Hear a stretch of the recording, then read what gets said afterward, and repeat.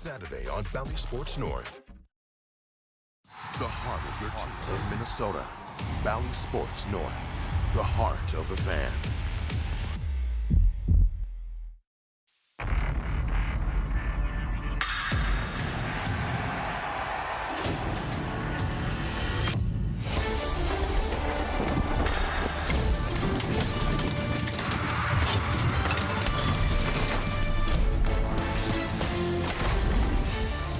The Twins will open the 2023 season on the road. An opening week is presented by Front Door. Looking out your front door or your windows, it might not seem like spring is here, but it is here. And starting today, so too is the baseball season. It's the opener of the 2023 season. Pablo Lopez starting for the Minnesota Twins against veteran Zach Greinke. And we welcome you to Kansas City. Dick Bramer along with Justin Morneau. Yep, season number 63 for the Minnesota Twins. A lot of work to get done for the Twins in the offseason. They really feel they bolstered their starting rotation. Had to trade their batting champion, Luis Arraez, to get Pablo Lopez, but they ended up getting their opening day starter. Yeah, and this rotation to get an opening day start. So that'll tell you the experience level that they have throughout the rotation.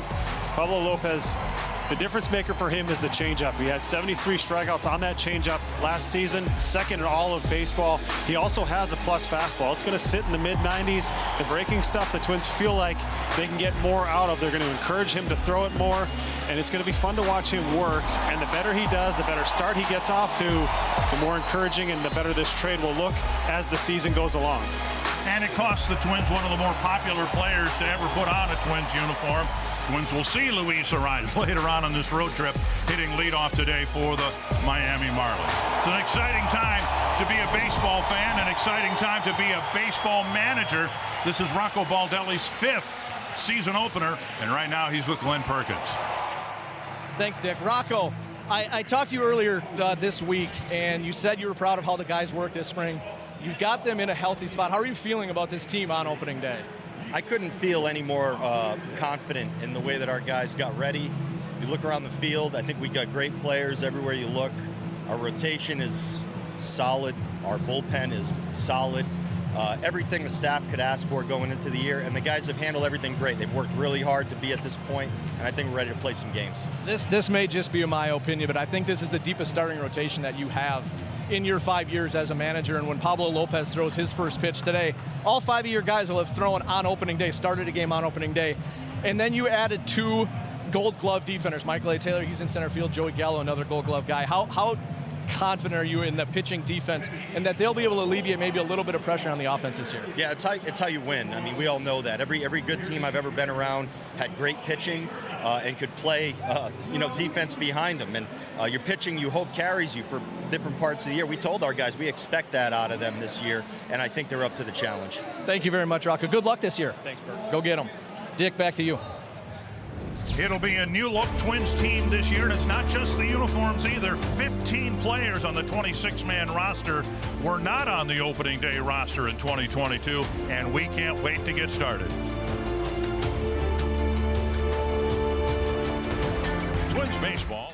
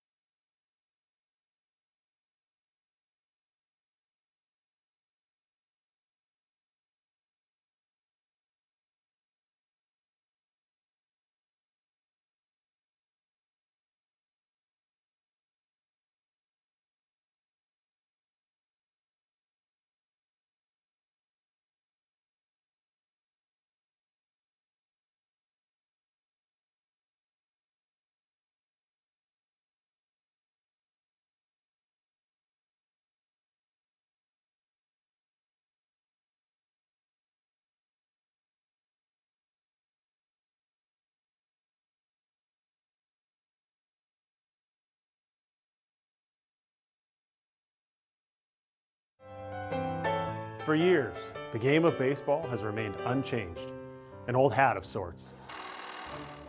But this year, change is everywhere. We've got a few minutes yet before the umpire calls batter up. The national pastime is a game that's defying time, transcended time. It's a chilly but bright, sunshiny day at Metropolitan Stadium in Bloomington, Minnesota. Even though time was never part of the game to begin with. But now, time matters. The game that never had a clock is centered around one. I'm interested in seeing how it's going to play out. For me, that's the new team for everybody, you know? You know, we adapt to things. That's what baseball players do. I like it. I'm down for speeding up the game. The fans want it. You know, I think it's a way just to kind of enhance the baseball game. Embrace these rules. The rules are here. They're staying. The new rules, a pitch clock, bigger bases, banning the shift are only part of this season of change. There's a new look to the Minnesota Twins. The Twins are going to win the World Series! This organization has a history rich in tradition, filled with award winners, pennants, and rings. Even with the storied past, the Twins have always kept a focus on remaining current. This year that rings true with new uniforms that are modern, sharp, and versatile. In a season of change, one constant remains: the excitement of opening day. You got that excitement, the anxiety, the nerves. It's a special day for everyone. New opportunity, new chance to do great things. But nothing beats that opening day excitement, you know? It's just baseball's officially back. So take off that old hat and pick up one that's new. There will always be time to cherish the great memories of the past, but there is only one present. That present is the gift of opening day. Now is the time for new. Now is the time for opening day. Nicely done, partner. Very nice. Yeah, they're pretty good at editing all that stuff. And the Mary Tyler Moore hat flip, too. That was kind of cool. Yeah, that was great. Nice work. Weather's nice here in Kansas City. Temps expected to be very nice throughout the weekend. Less of a concern, of course, in Miami. Twins are hoping for decent weather for the home opener 1 week from today. And you talked about all the changes, and, you know, I thought the movie, for Oscar winner for Best Picture, Everything Everywhere All at Once, was about all the rule changes in baseball. Turns out it's not, but we're going to be dealing with a lot of rule changes and a different game than we've seen in years past. Yeah, and I think the thing that fans will notice who didn't get to tune into any spring training games is the pace. The pace is picked up, and I think it's for the better. It'll move. Well, this is the opening day lineup for the Minnesota Twins, and if you've followed Rocco Baldelli and the Twins, don't get too used to seeing these guys in these spots, because we'll see a lot of different lineups. But the Menards batting order for the opener: Max Kepler in a familiar spot on the leadoff spot, then Carlos Correa, Byron Buxton, the designated hitter, Trevor Larnach hitting cleanup, Jose Miranda, Nick Gordon, Joey Gallo, Christian Vasquez, and Michael A. Taylor. Take a look at your starting pitcher stats. This will be Zach Greinke, 2009 AL Cy Young Award winner. He's had a tremendous career, knocking on the door for the Hall of Fame. He's coming out here and hoping to get off to a good start. You give the veteran the ball on opening day. Doesn't strike out as many as he used to, but was tinkering with some of his pitches during spring training, trying to find a way to add to that strikeout total. But Twins hitters have plenty of experience facing him. They know what to expect getting in the batter's box. Now you just got to remain patient, stay back, because he's not going to overpower you much anymore. And as he looks over his left shoulder, he will see two infielders on the right side of second base and two infielders on the left side of second base. And the hope is for hitters like Max Kepler, that will help open up the field a little bit. And Kepler might be able to recapture some of the offensive punch that he had as recently as 2019. We wait all winter for this, folks. And now it's here. Popped up, first pitch. Short center. Bobby Witt Jr. out, giving away to Kyle Isbell. And one very quick out. Check out the Royals out in the field. They are continuing a rebuild. The defense brought to you by Northland Ford, an outfield of Olivares, Isbell, and Melendez. Hunter Dozier, Bobby Witt Jr., Michael Massey, Vinny Pasquantino, the infielders, and twin nemesis Salvador Perez will catch. Here is Carlos Correa. He takes outside, ball one.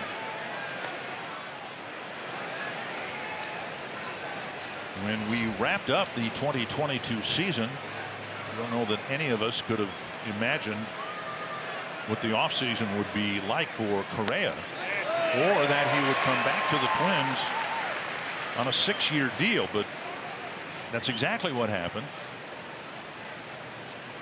And Rocco Baldelli quite happy about that. 1-1 to Correa. 2-1. Yeah, I think if you're a Twins fan, a baseball fan, more importantly a Twins fan, you see Correa guaranteed to be in uniform for at least 6 years. To have one of the top players in all the game of baseball in the prime of his career, it's just a blessing. Foul back. 2-2. Yeah, it was interesting. We talked about the new rules a little bit, and Greinke, one of those guys who really got a lot of ground balls with his changeup and ground balls on the pull side. So he really was trying to find ways throughout spring training to adapt to what he's going to have to face. And a liner to left, a base hit. And Correa is aboard.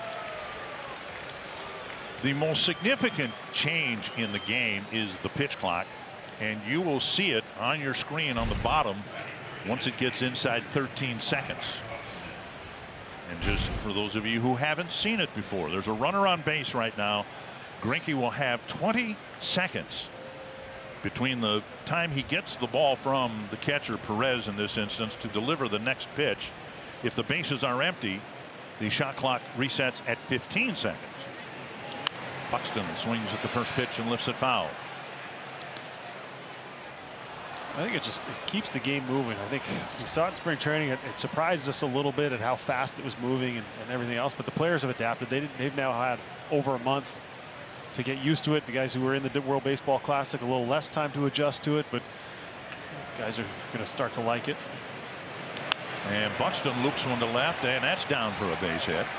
And so Correa and Buxton single, setting up Trevor Larnach.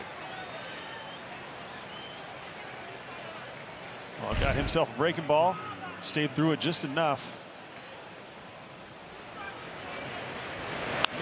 We've seen it so many times, especially last year. You know, these two at the top of the order, when they're healthy, can make life miserable for the opposing team starting pitcher. And now you got Larnach, who is 2 for 2 in his career off of Greinke. One of those 2 hits was a home run. So first opening day, get to hit the 4 spot, and he couldn't wait for this day to come.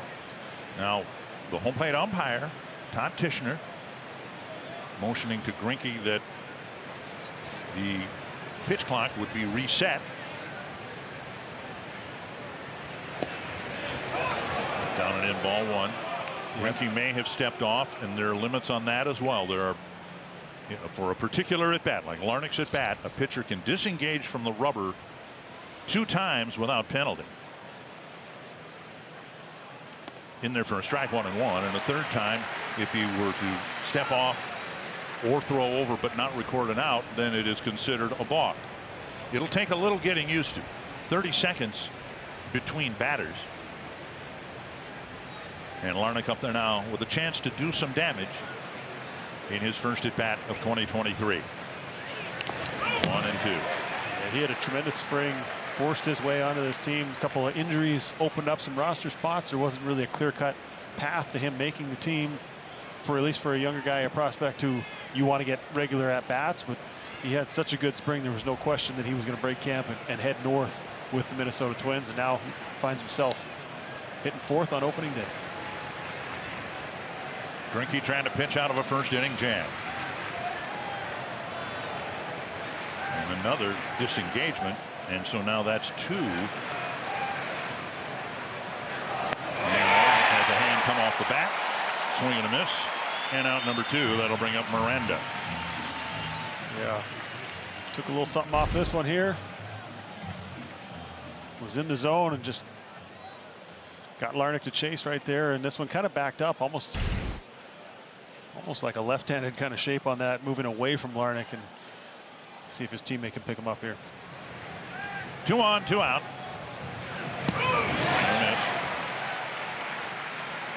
Miranda's seen Greinke before. 3 hits, 8 at bats.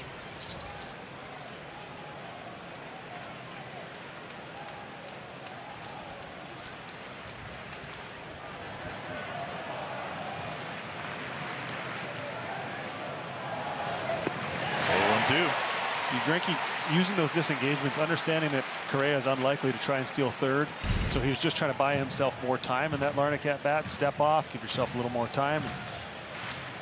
allow himself to kind of process everything that's going on. It's a little different element regular season than it is spring training. 2 strikes to Miranda. 1 and 2. And a throw to first. Buxton gets back. Limits to how many times a pitcher can throw to a base to try to pick off a runner. Catchers can throw as often as they'd like. Buck stumbled a little bit right there, but he's got such a quick step. He was able to recover and get back in time. But yeah, these catchers, they've talked about catchers throwing the bases more to try and keep that run game in check. 1 and 2. 2 and 2.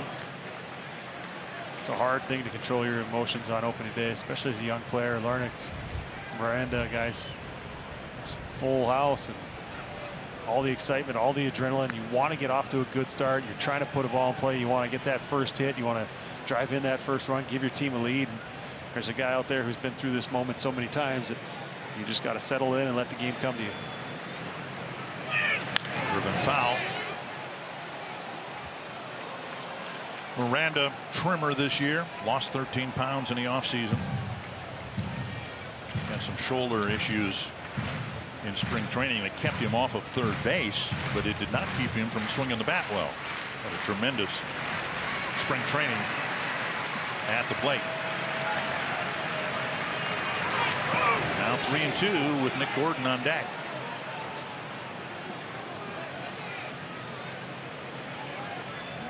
No fun in your first at bat of the year trying to battle from 0-2, but Miranda's found himself now with a full count. Well, he does this, as we've seen in his young career, very well. We saw him foul off a pitch. He let the ball travel and just fought it off and kept the at bat alive and has remained patient. He's going to have to remain patient here. Make sure he gets something in the zone. Runners go, and there is ball 4, and now they're loaded up for Nick Gordon. Great plate appearance by Miranda to fill the bases. Yeah, real good job here of laying off this. This is at the bottom of the zone. But you know, having seen Greinke last year and having seen him pitch this stage in his career, he's relying on weaker contact. He's relying on a little bit more chase. And then you have the trust that the fastball is going to top out at 90-91, and you trust that your hands can get there.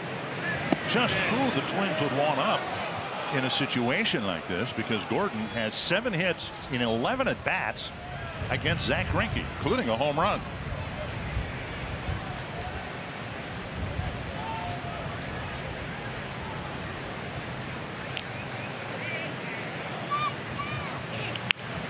Weekly on the ground. Easy play for Massey, and the Twins fill him up and leave him full. No score after a half.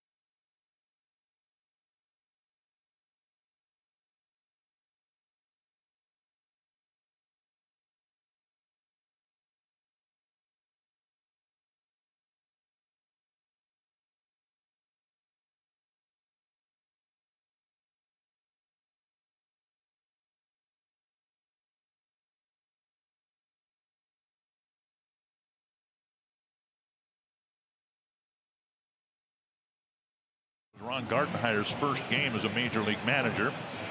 Matt Quatraro is experiencing his first game here today as the new manager of the Kansas City Royals, and he'll send out this Menards batting order: Bobby Witt Jr., M.J. Melendez, Salvador Perez, Vinny Pasquantino, Franmil Reyes, Michael Massey, Hunter Dozier, Kyle Isbell, and Edward Olivares. And Pablo Lopez about to throw his first pitch for his new team. But in ball one.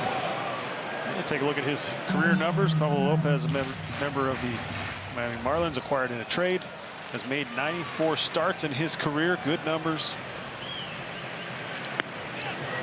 Mid-90s fastball. We saw 95, 96 on the swing and miss. 1-1. Plus changeup. That'll be one of his main strikeout weapons, but second most strikeouts on that pitch in all of baseball last year. And 96 again for a called second strike. A little adrenaline right there. 96. 180 innings pitched last year. 174 strikeouts. He's got great stuff. 2-2. As you mentioned, all 5 starters in the Twins rotation right now have been an opening day starter. Joe Ryan last year for the Twins. Tyler Mahle last year for the Reds.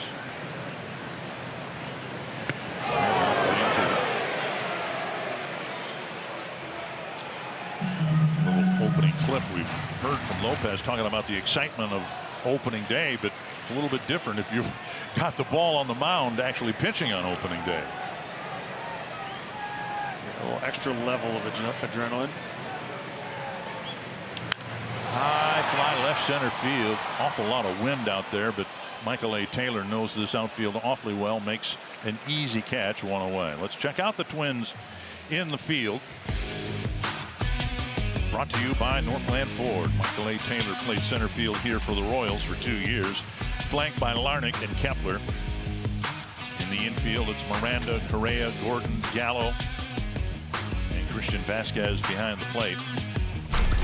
Michael A. Taylor, a shrewd pickup by the Twins, given how this season's going to start for Byron Buxton. Like Buxton, a former Gold Glove winner in center field. Kind of ironic the first ball of the year gets hit to him as well in his old ballpark, but yeah, tremendous defender, covers a lot of ground. 1 strike to M.J. Melendez. 2 strikes. The dimensions of this ballpark have changed somewhat over the years, but it's still a pretty big outfield, and so you need to have a center fielder with some range. The Twins have that obviously with Buxton, but he will start this season primarily DHing. Down and away, 1 and 2. Yeah, good example of that. Royals led all of baseball in triples last year as an offense, and the home run numbers near the bottom of the league. So yeah, big ton of space out there. 2 and 2. Yeah, nothing really quirky, nothing really tricky about the outfield, just a lot of space, gaps. 387. You can see Gallo, former outfield Gold Glove winner as well,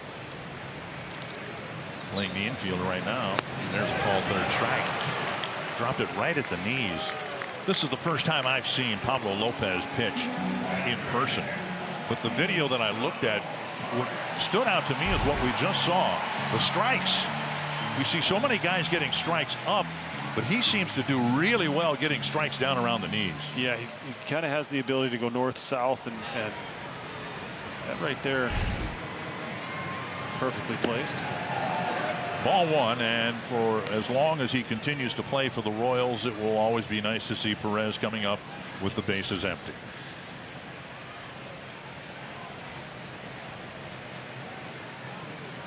On the ground, Correa to his left. And a very clean 1-2-3 first inning for Pablo Lopez.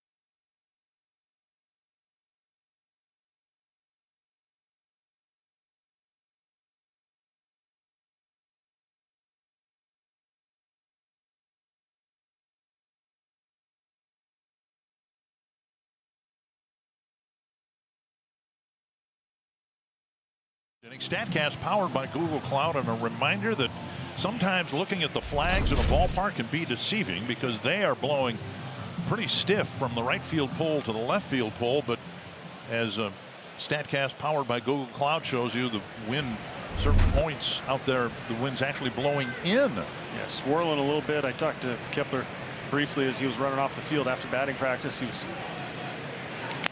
mentioned, I said, you know, is it blowing out? Is it blowing in? He said sometimes it's carrying, sometimes it's getting caught up in the wind, and just got to pay attention as you're going along and don't take anything for granted. And then outfielders, make sure you're backing each other up. Another Twins debut for Joey Gallo on the ground, and they had the shift onto him with just 2 outfielders, and they took the left fielder, and we saw the Red Sox do this. It was Melendez playing in short right field. He was in position to make that play with 4 infielders on the skin of the infield. We saw the Red Sox do it with Gallo at the plate, and he hit it right into the shift, but reaches nonetheless. Yeah, that's actually the right fielder kind of in that spot where they always stuck him, and Gallo getting down the line hard. Where we used to see infielders playing there, you've got an outfielder being asked to make a play he probably hasn't been making much, where he has to play in short right field, field a ground ball, and throw somebody out at first. It is an error on Melendez, allowing Gallo to reach, and here's Christian Vasquez. What we saw the Red Sox do with Gallo at the plate, still put someone there, but it was the left fielder who cut across and played in front of the right fielder, and there literally was nobody in left field. 0-2 now to Vasquez. Just off the outside edge. Good take right there.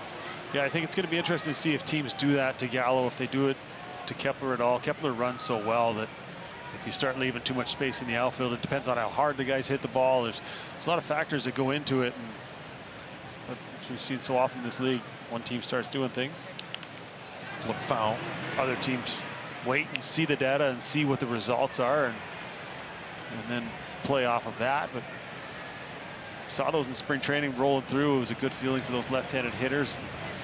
You hit a couple balls in the gap and end up on third base when it would be a single. I think teams might start to question whether that's worth it or not. Could be 2. And around the horn, the Royals turn it 2 away.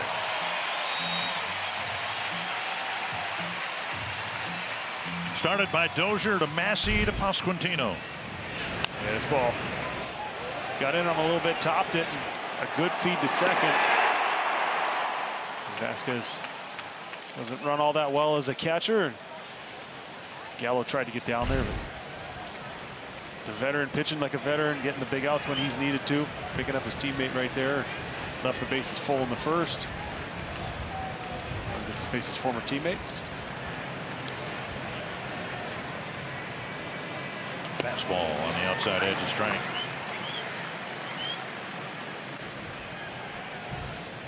Taylor can hit a little bit. Runs well. And now 2 strikes.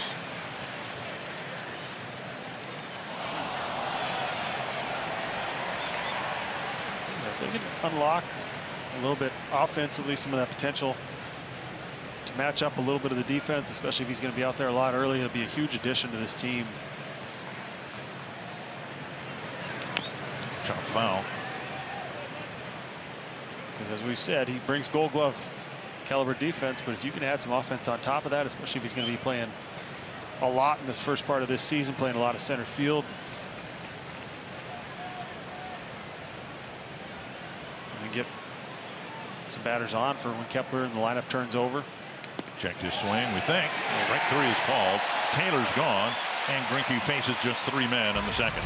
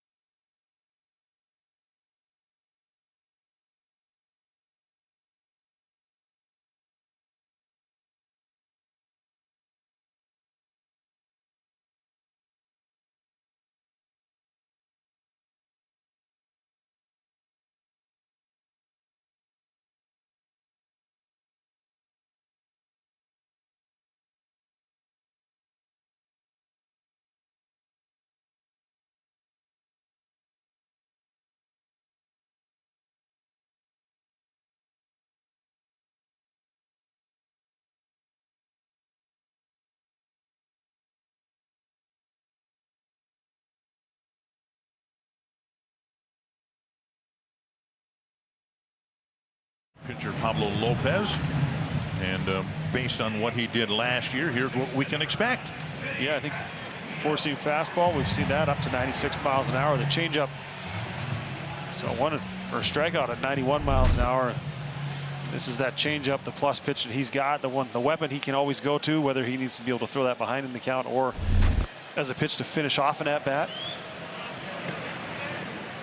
We know the numbers. You mentioned the 180 innings pitched, far more than any Twins pitcher starter pitched last year. Joe Ryan with 150 innings pitched was the leader in innings pitched. There's a called strike. What I found particularly gratifying for a team that hopes to get off to a good start, last April Lopez was 3-0 with a 0.39 ERA in his 4 starts. So on that basis, it makes a little more sense for him to get the opening day start. The Twins figure he's a pretty good early season pitcher, want to get him out there as often as they can. 2-2. Yeah, I'm not sure that was the easiest decision to make either, with Joe Ryan opening day starter last year, who had a tremendous year. A lot of good things happened there. You've got, as we said, all 5 starters in this rotation right now have started a game on opening day. But Lopez gets the ball, and he's reacted well so far early. Chopper to second. Head high hop for Gordon. 1 away. And stands to reason Lopez will get a chance to make a start in Miami against his former team. And against Luis Arraez, one would think. 1 down in the second, and now Franmil Reyes. Yeah, familiar to Twins fan in the Cleveland organization, and was with the Cubs to finish the year last year. A little bit better season with the Cubs when he went over there, but below what he expects of himself, I'd say. Royals are hoping they can get the production from Reyes that they got a couple years ago from Jorge. Here's the Soler. 1 strike pitch from Lopez. So we're a couple innings into this now, and I think for those of you who are watching this new pace for the first time, what you will notice is what you don't miss. It's just everything is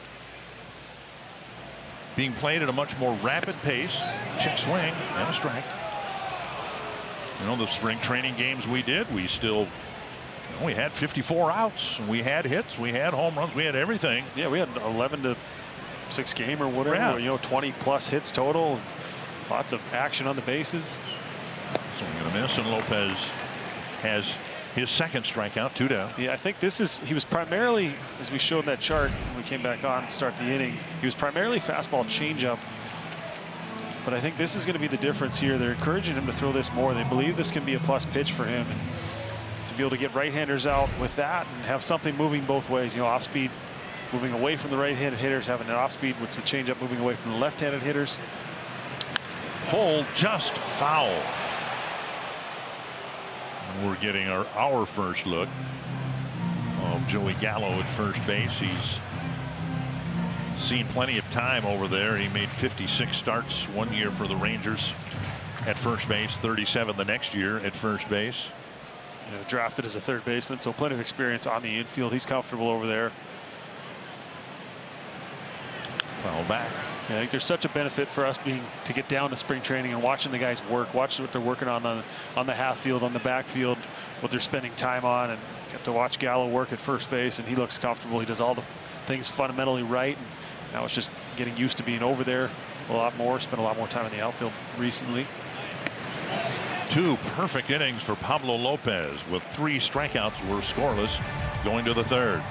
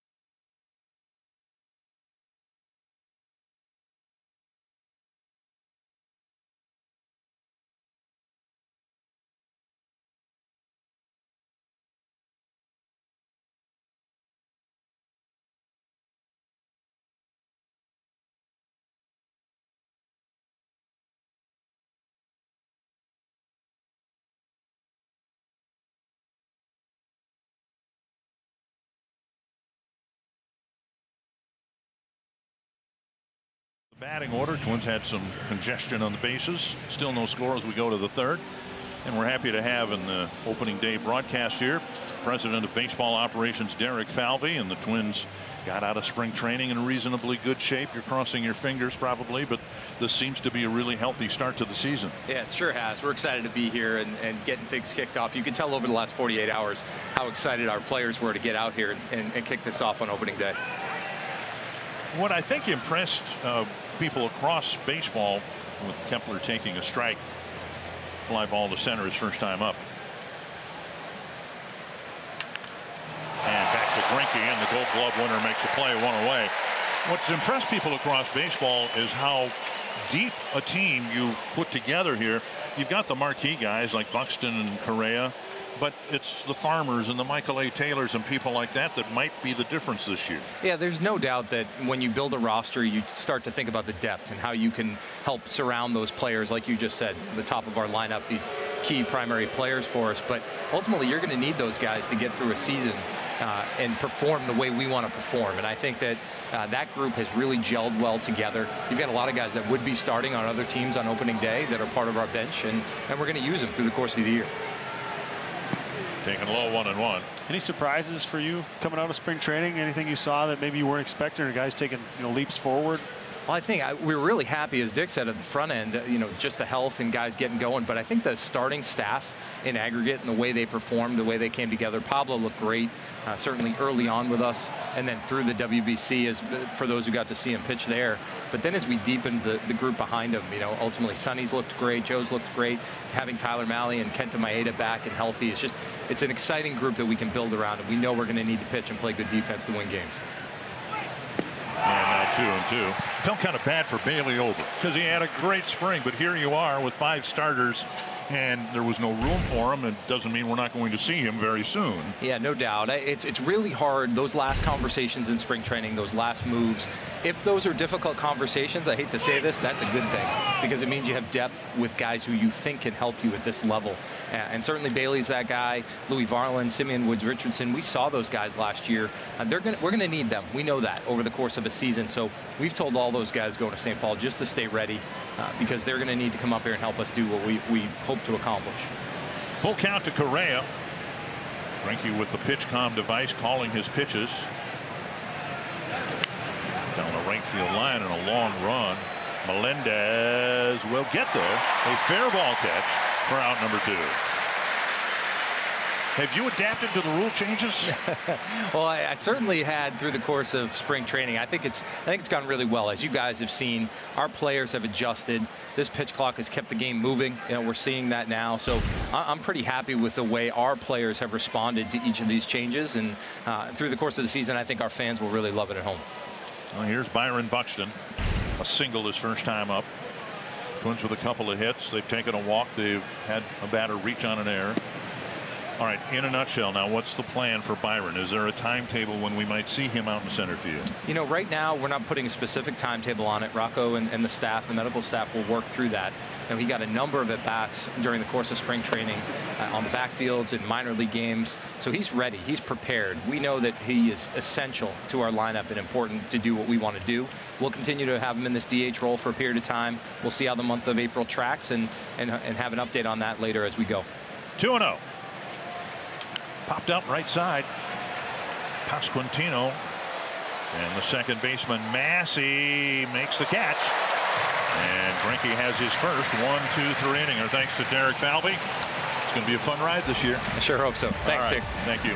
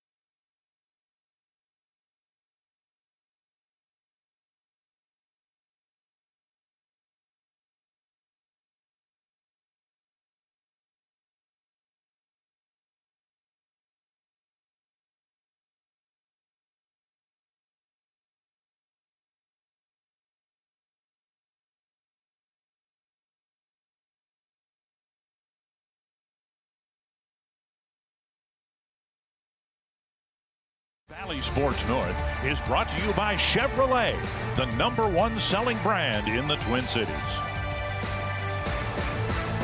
With Glenn Perkins and Justin Morneau, Dick Bramer, glad you're with us for the opening game of the 2023 season. 6 up, 6 down for Pablo Lopez.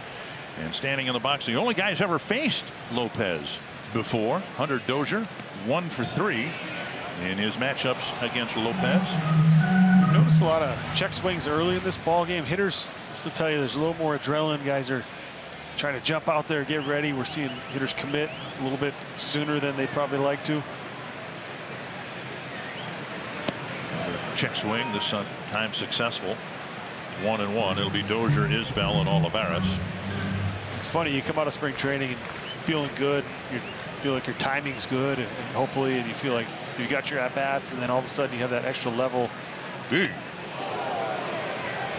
by design or not, but we saw him pitch up and in twice to Bobby Witt Jr. Now that one zipped inside to Dozier. Yeah, he's getting a little bit of run on this fastball up in the zone, and that one kind of took off on him a little bit. 2-1. That opens up the outside part of the plate. It's very effective if you're able to pitch inside. You know, number one, be able to throw strikes in there, but then move hitters' feet, back them up a little bit. 2-2 to Dozier.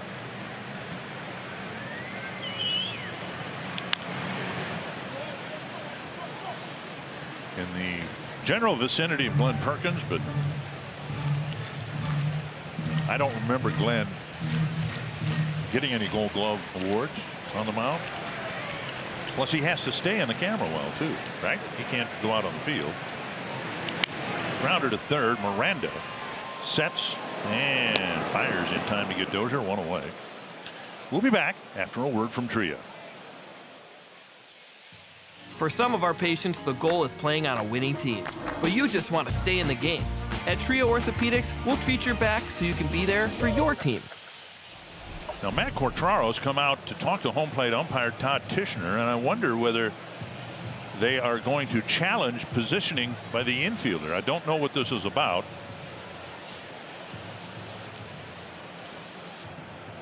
The infielders, all 4 of them, have to have both feet completely on the dirt. And we saw it in spring training a few days ago, where each team was guilty of a violation. And I don't know that that is what this is about. Christian Vasquez talking to home plate umpire Todd Tichenor. I think it's more Isbell's got something in his eye. It looked like he was with the trainer trying to get something. Whether they okay, so the umpire waving things off meant we're not going to start the clock yet because Isbell needed some. You want to know what I think happened? Eye drops. I think when he tried to get the weight off his bat, it shot some of the mud or the dirt up from the ground, and that's what ended up getting in his eye. But either way, he's ready to go. And you'll have to bear with us because we've done some spring training games, but there are going to be situations out there that we're going to be confused about. And the goal ultimately is to have the umpires communicate everything that's going on. Yes. But they said they're just not quite there yet. They're not ready. The umpires have enough to deal with of paying attention to the pitch clock, to the buzzer, to them getting the signs of the violations and everything else. So they just didn't want to add another layer early. 3-0 now to Isbell with Olivares on deck. But the goal is to eventually communicate what's going on, whether it's a shift violation, whether it's a pitch clock violation, a ball being added, just having the microphone like we've seen now on the replays that the umpires have. So eventually we will get there, but we're not there yet, so we'll do our best. On the outside edge.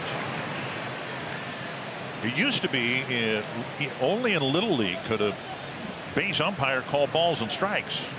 Well, now the umpires here in Major League Baseball, the second base umpire can call a ball if the shortstop's heels are on the grass.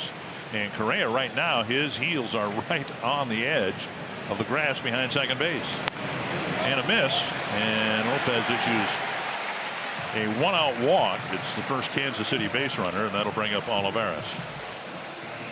Behind 3-0 and lost him. Last year 180 innings and only 53 walks, so he doesn't issue too many free passes, or at least did not last year. Here's the left fielder, Olivares.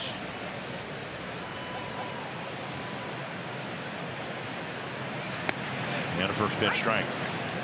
He's got some good movement on that fastball for how hard he's throwing it. It's making the right-handed hitters aware, and then he's had some nice sweep to that breaking ball. Changeup is always going to be there for him, at least you expect it to be.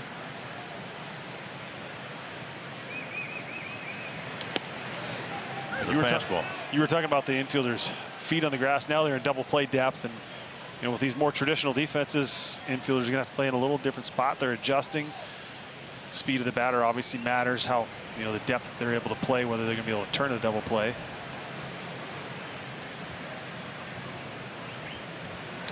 If I'm a middle infielder, I'm going to love the shift restrictions because my job has become simpler. Right? Correa is going to be on that side of second base all the time. He's not going to be asked to be the middleman in a 5-6-3 double play, for instance. Yeah, an odd angle to accept the throw and trying to turn a double play. So it's something that I think they'll enjoy as well, is being able to range and show off the athleticism. The guys in the middle of the diamond, the second base, shortstop, center fielders, usually the most athletic guys on the field, at least being able to move around with agility and speed. Back to Lopez, knocks it down, has just one play to first, and Isbell advances to second base, 2 down.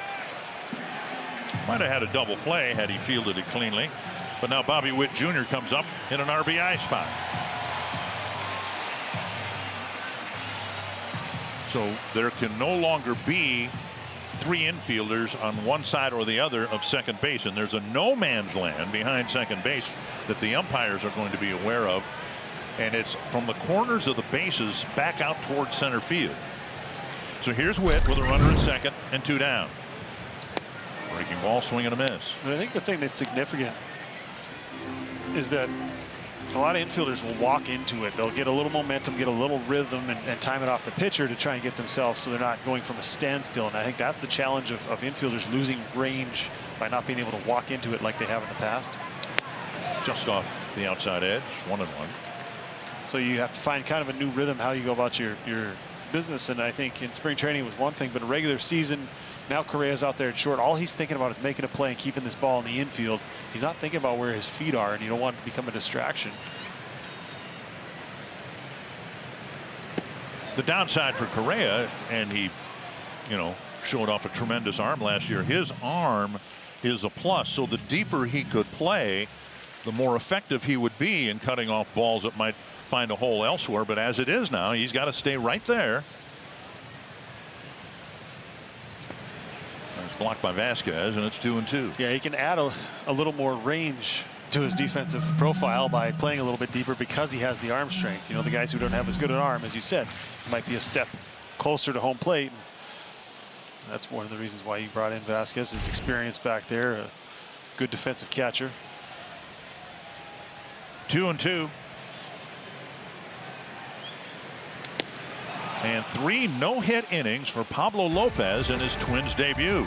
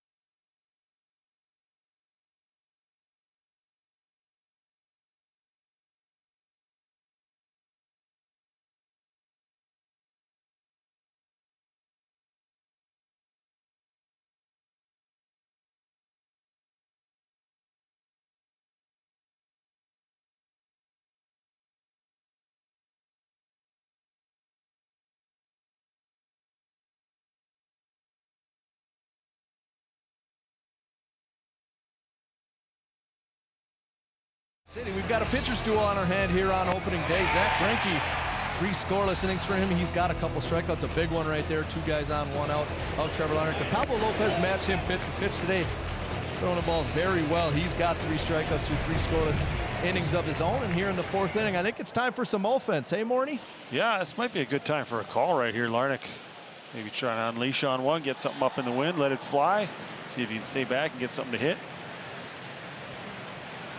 Up and away, ball 1, a swinging strikeout with 2 men aboard in the first.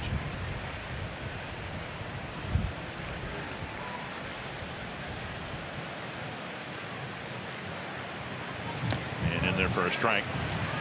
Larnach had kind of a lost season last year because of injury, groin pulled, which led to an abdominal pull, and then he recovered from that and popped something in his wrist. Swing and a foul, 1-2. Really excited yesterday at the workout here. Couldn't wait for today to get here, his first opening day.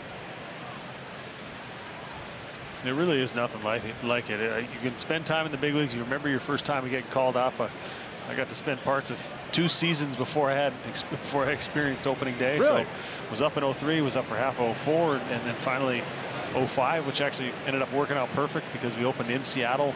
Family was there. And Perez can't quite hang on. Larnach still alive.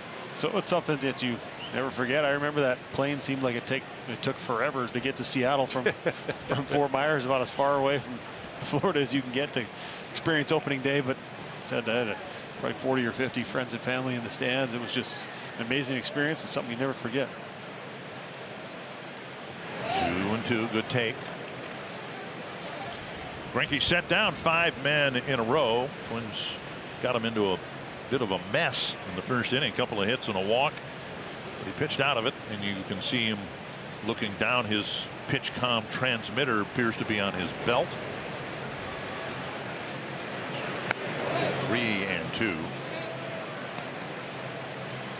Something baseball's allowing this year. Pitchers, Sonny Gray will do it when he takes the mound for the Twins.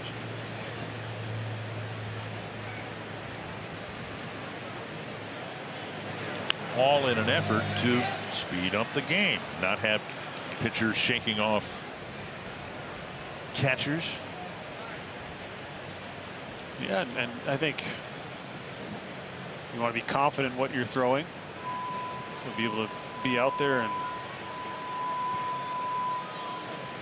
have a good idea and feedback in the stadium. There's no call there. That was home plate umpire called time, so no time for Larnach used up in that plate appearance. On the outside edge, dropped a breaking ball right on the outside corner. 1 away. Larnach didn't like it. I think he had an argument here. This ball outside of the zone appeared to come back, but like it never made it back to the plate. He's been kind of throwing that one. I would say it backs up, but it's not really moving towards that left-handed hitter. He's throwing it out there, and it's kind of staying out there. There's Miranda, fell behind 0-2, ended up working out a walk that filled the bases back in the first inning.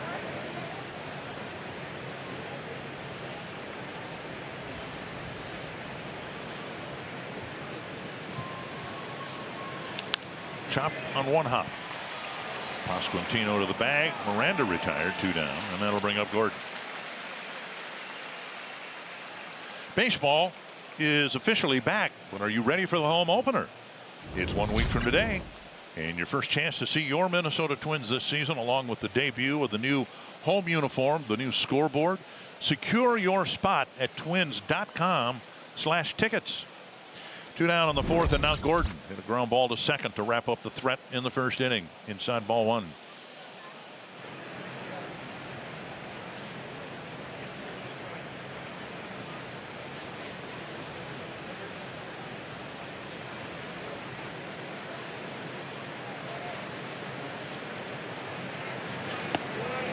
And fastball, 1-1. So with Greinke, when he's pitching out there, you got to commit to one or the other. I feel like whether it's stay on the fastball the entire time and try to adjust to the slow stuff, or sit slow and trust that you're going to be able to get to the fastball and just foul it off. Breaking ball hacked foul. But when he because he's such a thinker, he's such a smart guy out there. He reads hitters. When you start trying to go back and forth especially with him, that's when you kind of get yourself in trouble. Every time it seems like you're looking off speed, he throws you a fastball, and then you flip back to the fastball and he throws you off speed, and you're kind of going back and forth with him, and you got to commit to something. Left.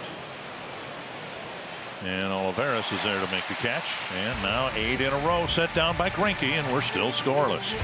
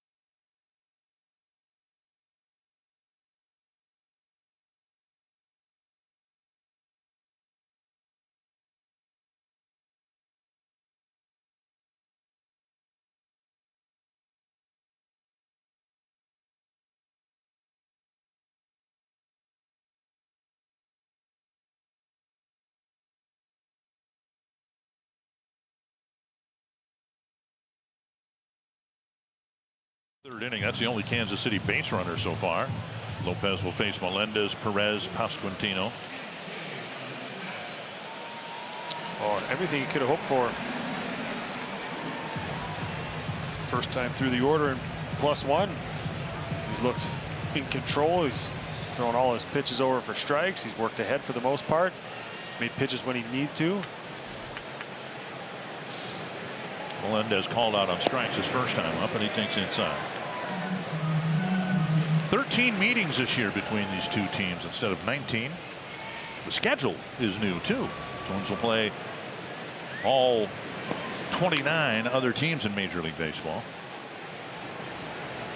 So we'll just make one more trip here instead of 3 trips to Kansas City and Chicago, Cleveland, Detroit. Just 2 trips. And now Lopez falling behind 3-0. Yeah, that'll be an adjustment a little bit. Was it about 18 seasons of 17, 18 seasons of that old schedule, playing these guys 19 times. 3 at home, 3 series on the road.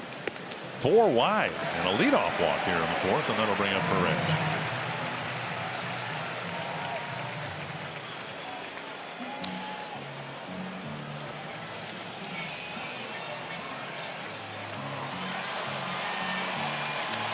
April Twins game 16 big prizes. With every ticket purchased for the month of April, you'll be entered to win prizes like a Premier Suite, Champions Club tickets, and even a seat on the field for Joe Mauer's Twins Hall of Fame ceremony. Shattered bat, and it flops into left field for a base hit. And Lopez jams Perez, who shakes his hands in pain. But now the Royals have an inning started with a walk followed by a base hit. Yeah, it would have hurt a lot more if he didn't get a hit there either. He just so strong. He just fought this off. Ton of run on that fastball. Just ate him up. And he just hit it in the perfect spot. Correa was running it down out there in no man's land. So now Pasquantino hit a ground ball to Gordon his first time up. And Lopez dealing with his first difficulty here in the 4th. Way out in front, strike 1.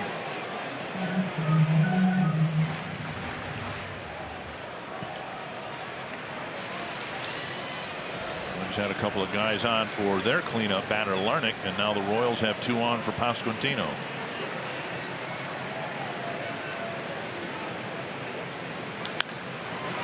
And a foul ball. 2 strikes.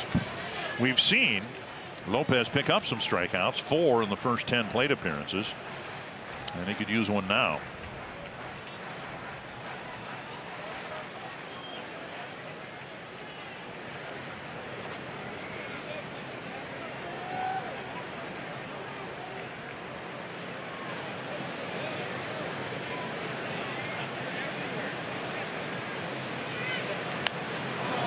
Back.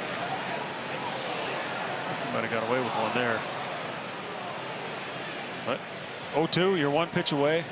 Saw Greinke do it, get a big double play when he needed it. Best way to do it is work ahead in the count. Now you're in control.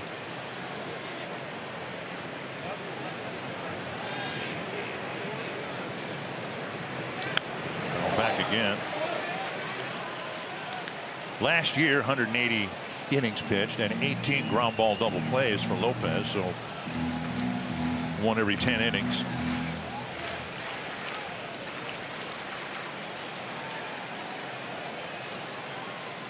Two strikes to Pasquantino. Smothered by Vasquez. There you go, north-south, elevating the fastball, foul it off at the top of the zone or just above, and then go to that slider down. Just changing the hitter's look.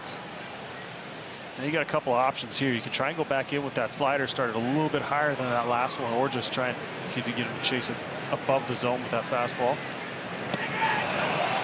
Change up for strike 3. Or when you've got that as a weapon, that works too. He throws it hard. I mean, his fastballs, we've seen it 95, 96. That changeup we've seen, this one here was 89 miles an hour. He's got tremendous arm speed on it. I think that's what sells it. And movement, and the movement is similar to his fastball as well, the way it runs side to side. That one's got a little more depth to it. The sinking running fastball is more side to side, takes off on the hitter. On the hands of Reyes, ball 1.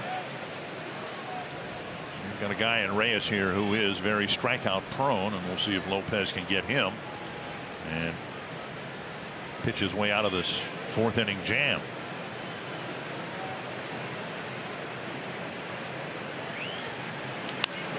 One. Just enough life on the fastball. He throws hard enough where you have to respect it, but the off-speed stuff you're also aware is so good. And pitchers a lot of times throw more off-speed with runners in scoring position. So you're kind of waiting back a little bit, and then he throws that fastball that's got some movement to it, and you get beat. Way out in front, 1-2. That's just a tremendous job of executing a plan right there. Fastball run under the hands, 94, fouls it back down the barrel a little bit, and then a perfectly placed slider down and away. Now he's kind of got him wherever he wants him. He can go back in, he can go further out to try and get him to chase that slider. 1-2. 2 down with 2 on here in the 4th. Just a perfect example of why big league pitchers are so hard to hit. This one starts almost in the same spot, but ends up 2 or 3 inches further off. And Reyes chased it, but hard to fault him there with, runners in scoring position, guy making pitches. Not done yet. Michael Massey went down swinging his first time up. Breaking ball in there for a strike. So in this potentially game-making or breaking situation, you've got Vasquez and Lopez so far doing a nice job picking up a couple of strikeouts. Fly ball center field. And Taylor comes in to put it away. Great job by both Lopez and Vasquez pitching out of a mess in the 4th.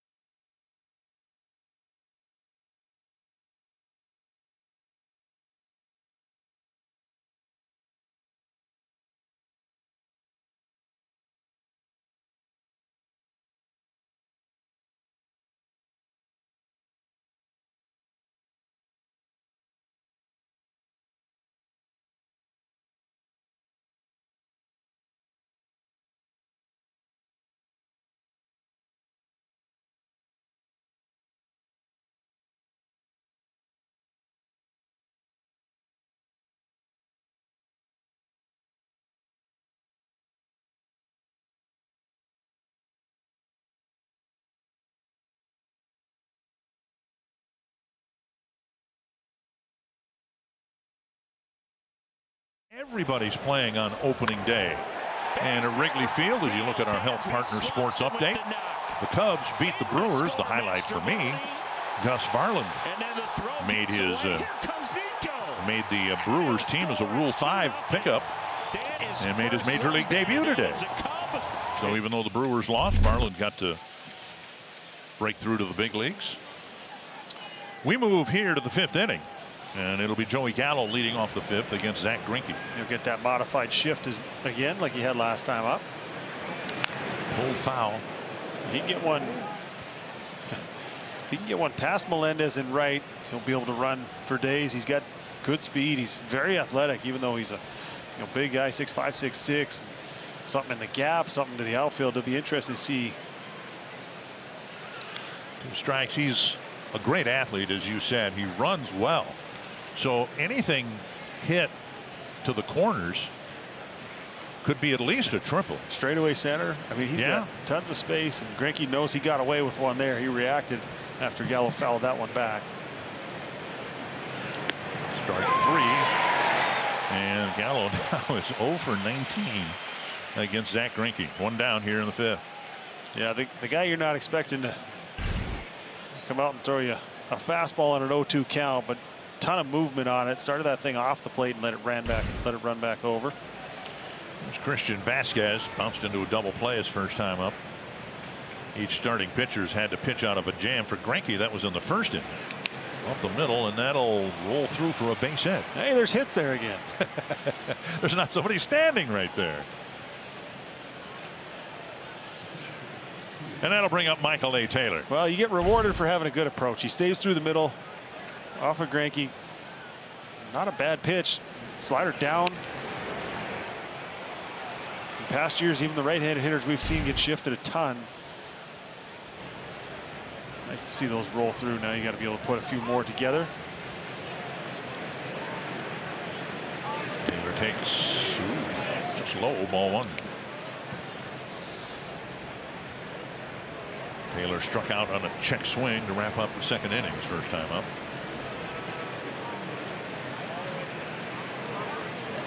That's to left, and that'll drop for a base hit. Twins got back-to-back singles in the 1st with 1 out. Now back-to-back singles in the 5th with 1 out. That's Taylor. If you can get Taylor going, he's so huge. Whether Kepler's hitting leadoff or Gallo was there a little bit in spring training, or whether it's a left-handed pitcher, how the lineup shakes out yet to be seen. But right now we've got Kepler, who swung the bat very well in spring training. A lot of confidence coming out of spring. Now you got 8 and 9 hitters on base for the top of the order. This inning's really setting up well for you if you're the Twins. Kepler 0 for 2, a fly to center, and a liner back to the mound. Flip foul, strike 1.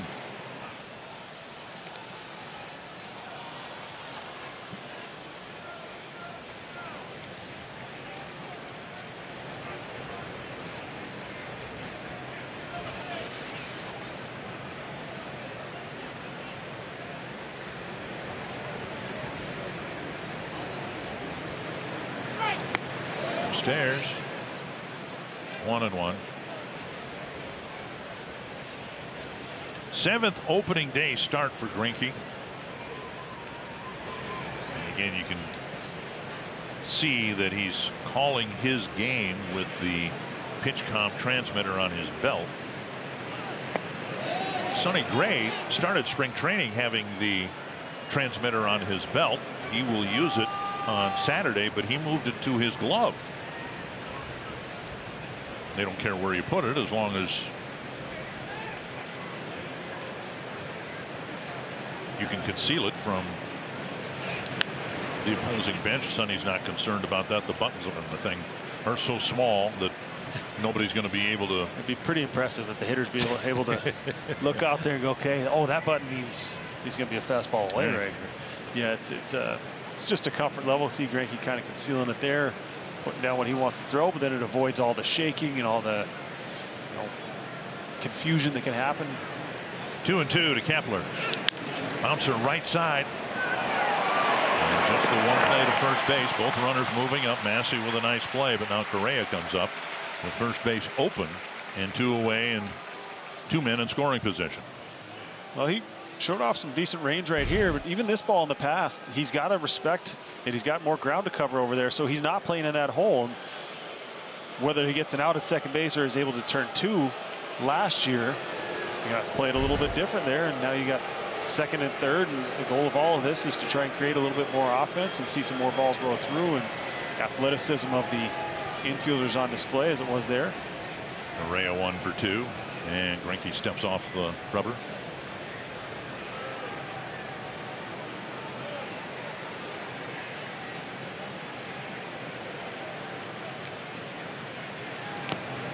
Challenged him, and Correa with 1 strike.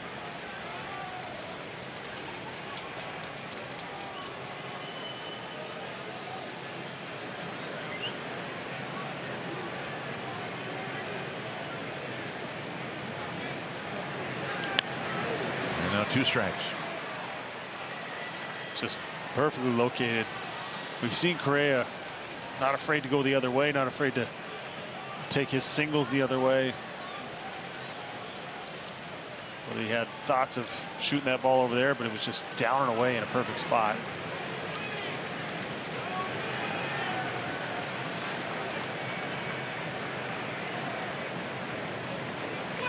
Popped up. And Greinke might have gotten away with another one there. This one into short right field. Massey with the catch, and the Twins strand 2 more in the 5th.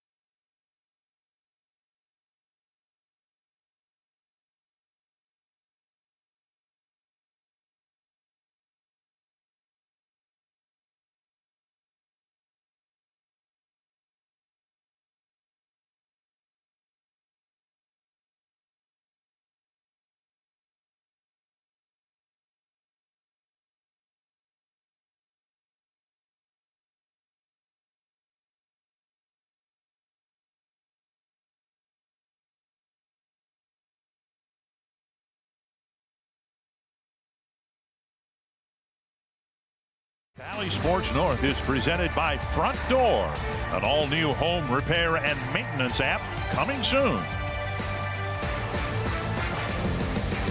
A pitcher's duel. Pablo Lopez in his Twins debut. Zach Greinke pitching well for the Royals. Twins have had a couple of threats. Royals have had 1. Royal threat coming after a leadoff walk in the 4th, a follow-up single, but then Lopez picked up a couple of strikeouts. And ended up stranding the 2 runners. Dozier hit a ground ball to third, his first time up.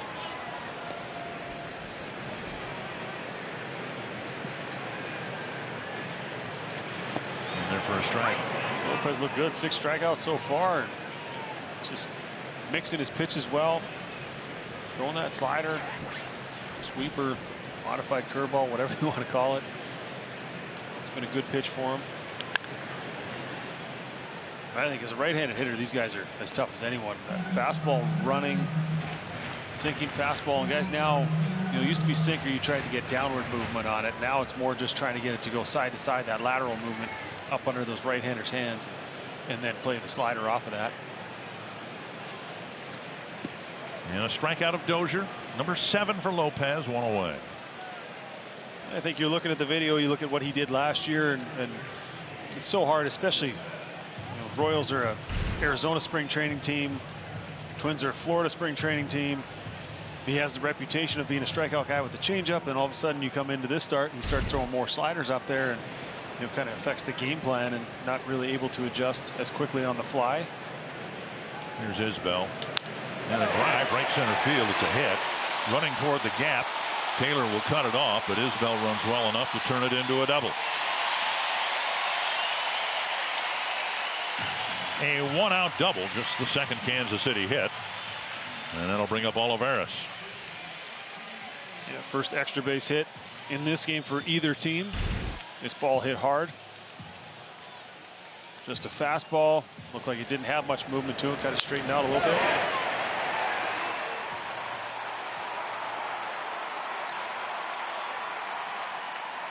And the bat boy has to sprint off the field now. They've even been told they've got to do their job quicker. Bat boy had to run out, get Isbell's batting gloves. Isbell bluffing toward third base, and there is a disengagement. I think we're going to see more of that, the gamesmanship, the runners trying to induce the pitcher to step off. As for the hitter now, they're allowed one timeout per at bat. Yeah, that clock starts winding down. You feel like you're rushed, or I think we'll see it a lot of times. Guys with 2 strikes just want to take a little extra time, keep themselves composed, and give themselves a chance. They clip him, and the 8 and 9 batters will reach here in the 5th inning. So more trouble here for Lopez, with Bobby Witt coming up for the 3rd time today. Yeah, Twins last half inning built a threat with the bottom of their order. 8 and 9 hitters getting on base. Twins unable to take advantage of it there. That ball, just a ton of movement, just kept running on him. Hit Olivares. Now you got to deal with Witt with the runner on base again. Tough guy to double up because he runs so well. But there is one out on the board. Witt with a fly ball to center and a strikeout so far.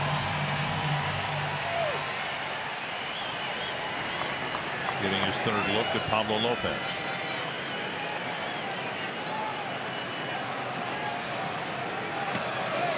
And so it begins here with this at bat. A lot has been made about how Twin starters last year weren't allowed to face a lineup a 3rd time. And the Twins are quite hopeful, optimistic they're going to have a starting rotation that can face a lineup a 3rd time just off the plate 1-1. But the numbers will dictate that, right? Sonny Gray very vocal about how he wanted his manager, pitching coach, to let him pitch deeper into games. Well, the numbers then will dictate that.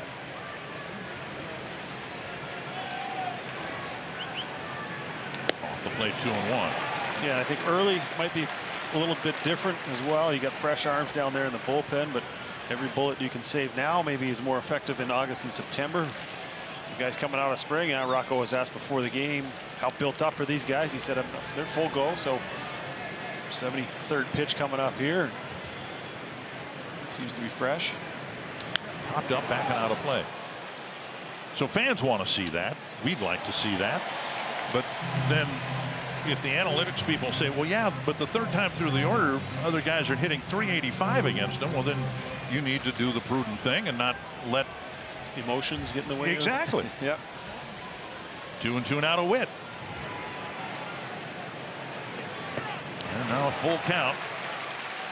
MJ Melendez on deck. 4 of the last 8 men have reached against Lopez. I think the challenging part is the numbers 3rd time through the order is you're always facing the top of the order the 3rd time through. Right. So not a lot of times you're going to face the 7, 8, 9 hitters that 3rd time. So those numbers, I think, get a little bit skewed that way as well. And now a walk to load them up with 1 down, and Melendez coming to the plate. 3rd walk issued by Lopez, and that's not been his history. Yeah, just off the edge. That was that changeup, I believe, and trying to get it to run back and just never got back there. Struck out Dozier to start the inning, and then Isbell cracked a 1st pitch double, a hit batter, a walk, and Well, Melendez, who walked his last time up, will come up with the bases loaded and 1 down.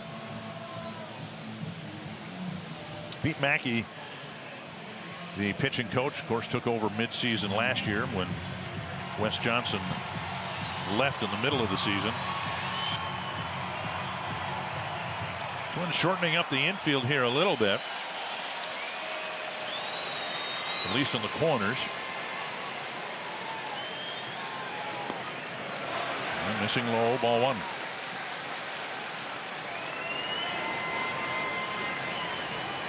No activity in the Twins bullpen, although that's going to change. Someone's going to take the mound now, get loose. 2-0. Interesting to see how good of a feel he's got for that changeup right here. This would be a great time to throw it. He feels like he can get it over for a strike. He's in trouble here, but he trusts that pitch and get a hitter out front in an offensive count.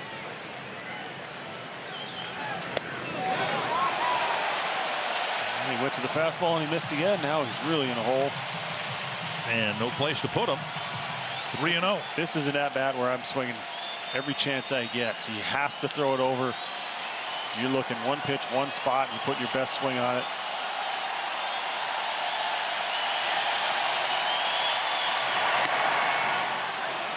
Three and 1.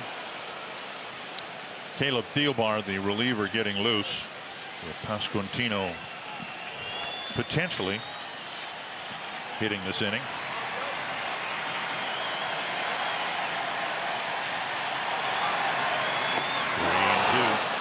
There was that changeup 2-0 I was talking about. He threw a 3-1, but now you planted a seed in that hitter's mind. You threw the 3-0 fastball at the top of the zone, 95 miles an hour. This one in the zone a long time and fooled him. Now you can catch him kind of in between. You just got to execute this next pitch.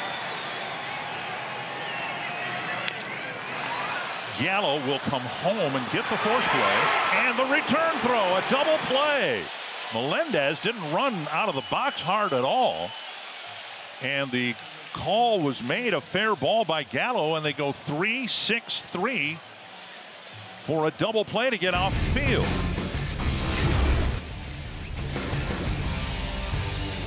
Three, 6-4, I should say.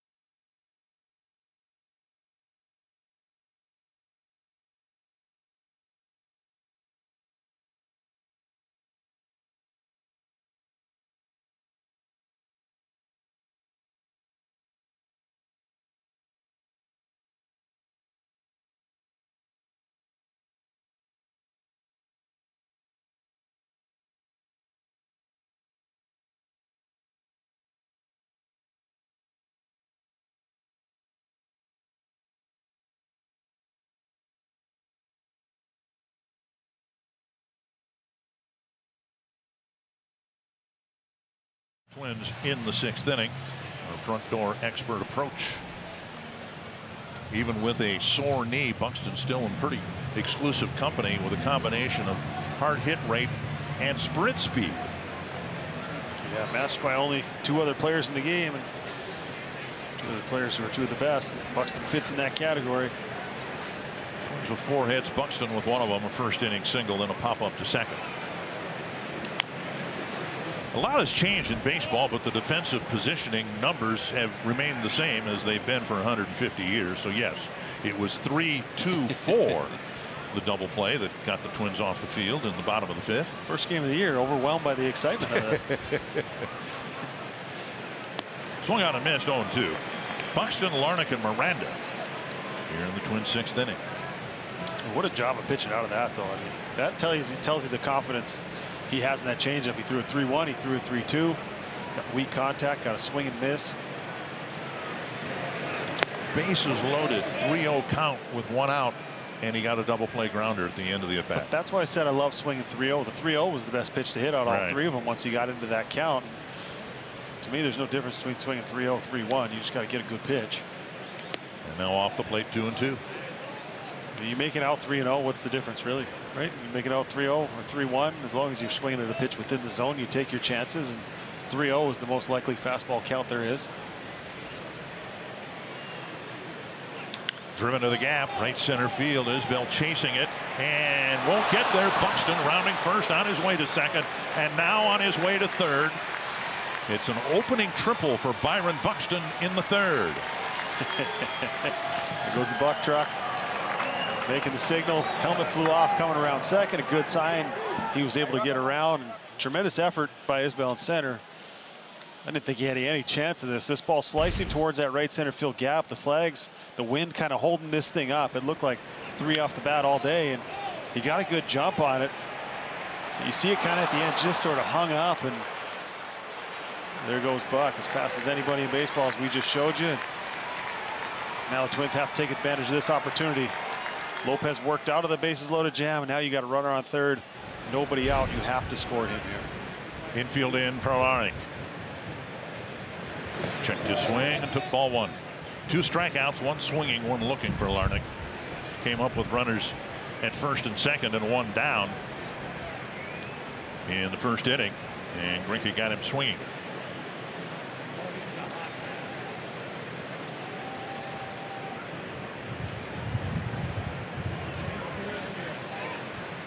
Look at that. Pitch clock was running down. So Greinke, instead of using disengagement, just stepping off, just flips that ball to third base. Get himself a little reset of that clock.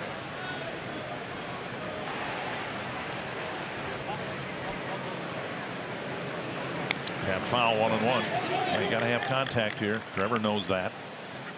Yeah, it's just simplify the approach here. And Greinke can hit his spots, but I only thought in this situation is big part of the field, something you can elevate, something you can hit in the air. Trading out for a run right here. Contact and an RBI single for Trevor Larnach. Buxton will come home, and the Twins take the first lead here in the 6th. Well, what a turnaround we've seen in the last few outs, last few pitches. Looked like it was going to be a disaster waiting to happen. 3-0, bases loaded, 1 out. Lopez works all the way back, gets out of it, big double play, and then Buxton starts off right away with a triple, and then Larnach comes through.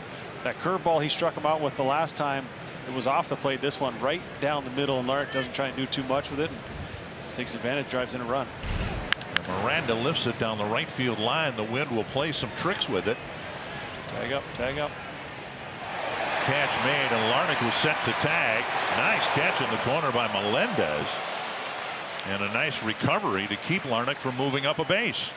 Yeah, this one, the wind kind of held this ball headed towards the seats, and you said Melendez does a nice job. But as a runner, as soon as you see that ball going foul, you need to get back to the base, because if he runs full speed, crashes into that wall, falls down, then you tag up and you go to second, you get yourself in scoring position, and it looks like that's probably be the end of the day for Greinke here.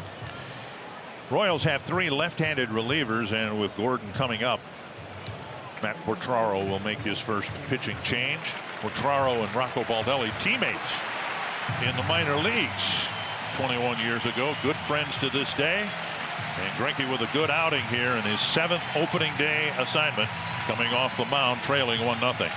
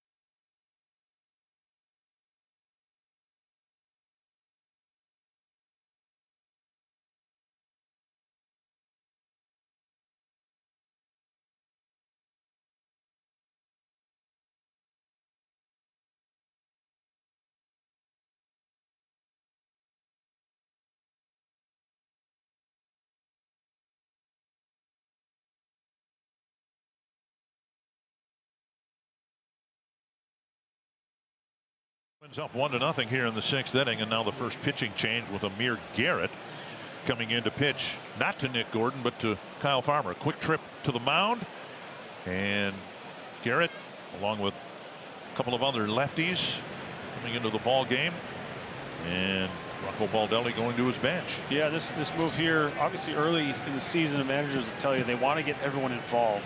You come out of spring training, you play on the Tuesday, you have a workout day Wednesday, and then you play Thursday off Friday. So it's hard to get guys, keep them in that rhythm, that flow. And one way to do it is get them in a game like this. You look at, and I talked with Derek Falvey about this before batting practice today. The Twins, when healthy, with the 26 guys that they've got, 1-0 to Farmer. They have 3 position players who play a position, a singular position. Correa at short, Buxton in center, Vasquez behind the plate. Everybody else, the other 10 players, are all players who can play more than one position. Kepler can play a couple of different outfield positions. He's played first base in his major league career.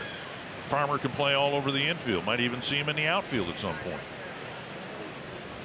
And that's kind of how teams are built now, where it used to be they had a third baseman, a shortstop, a second baseman, and a first baseman, and on the bench you had a 4th outfielder and a utility infielder. That's not the way it is anymore. Up and away, and Farmer takes a walk. That's been one of the big issues for Garrett, is controlling his pitches. And now another bench move for the Twins. Donovan Solano will hit for another left-handed batter, Joey Gallo.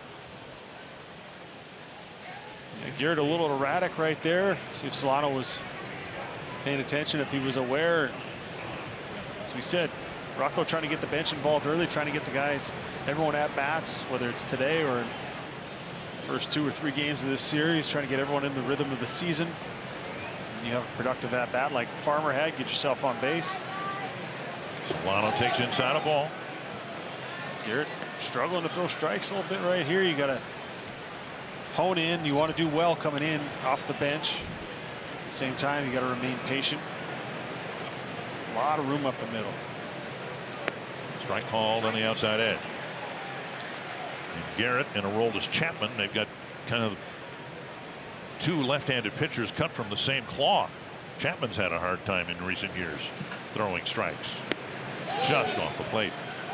2-1. Good take right there.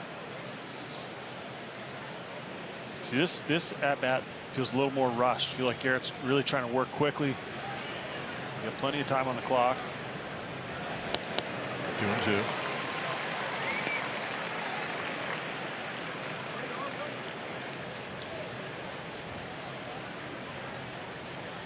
One on the board with the Twins looking for more. Base hit left field. Larnach to third. They're going to wave him around. Olivares with a throw to the plate. It's offline. The Twins take a 2-0 lead.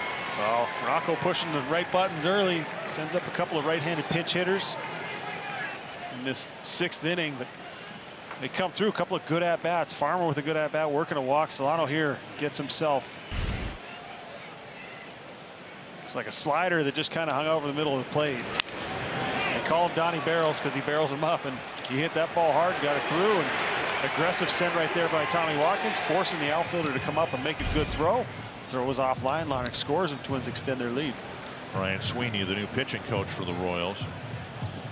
You know, with all the new rules, it's a fairly new rule, but a few years old that's really come into play here. The fact that Garrett has to face 3 batters. And being brought in here to face Gordon and Gallo, instead he'll face 3 right-handed batters. And it's funny because you mentioned earlier, looking at the lineup going, well, they got the 2 lefties back to back, and you're Quintaro in the other dugout, you're going, okay, it's a perfect situation. We bring in the lefty, they're probably not going to pinch hit in the 6th. They pinch hit in the 6th. They pinch hit in the 6th. they get the 3 matchups they want. You get a right-handed hitter and left-handed pitcher out there, and it ends up working out in Rocco's favor. Strike to Vasquez. So yeah, you're not afraid to stack those lefties, knowing that it's the opportunity. You're not going to leave Greinke in there to finish that 3rd time through the order. You bring in the lefty, and You know, you're challenging that other guy. Are you going to make that move? Are you going to go to your bench early? And the Twins did. It paid off. 2-1.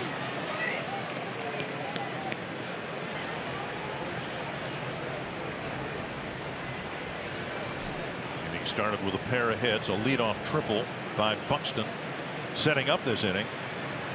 Now 3-1. Flinch from Todd Tishner. Michael A. Taylor on deck.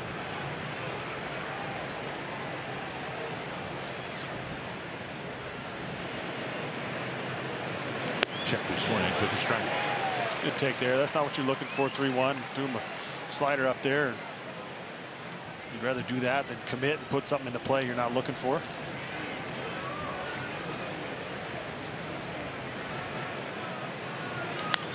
Protecting the plate and lifting it foul.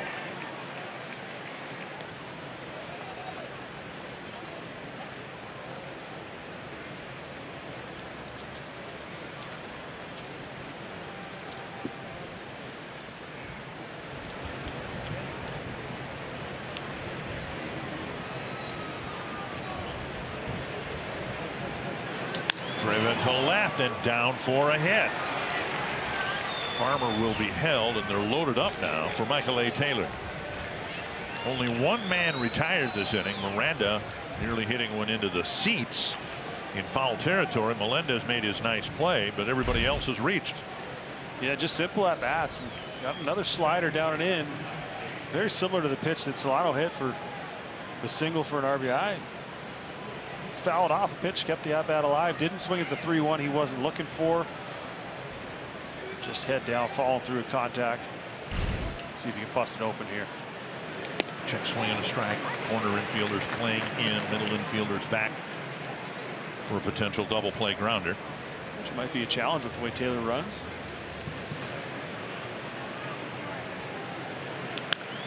Behind Tommy Watkins. 0-2.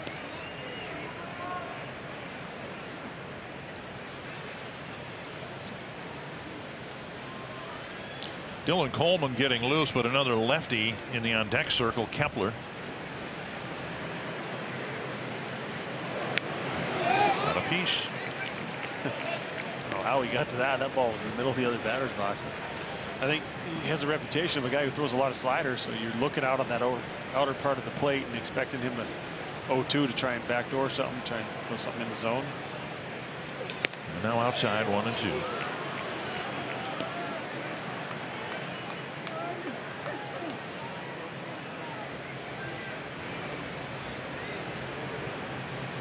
Taylor with a chance to break the game open. Instead, he strikes out. 2 down, and that'll leave this to Kepler. We'll be back after a quick word from TaxAct.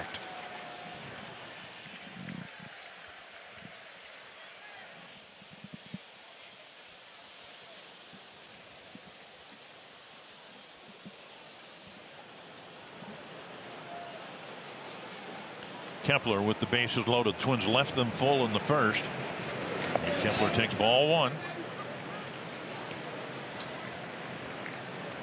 It's got to look like there's a mile of space in the middle of the diamond for Kepler right now. Used to seeing the infield all congested where he likes to hit it. To right field, hanging in the air for Melendez, and he'll make the catch short of the warning track. Twins leave them full, but score 2 in their half of the 6th.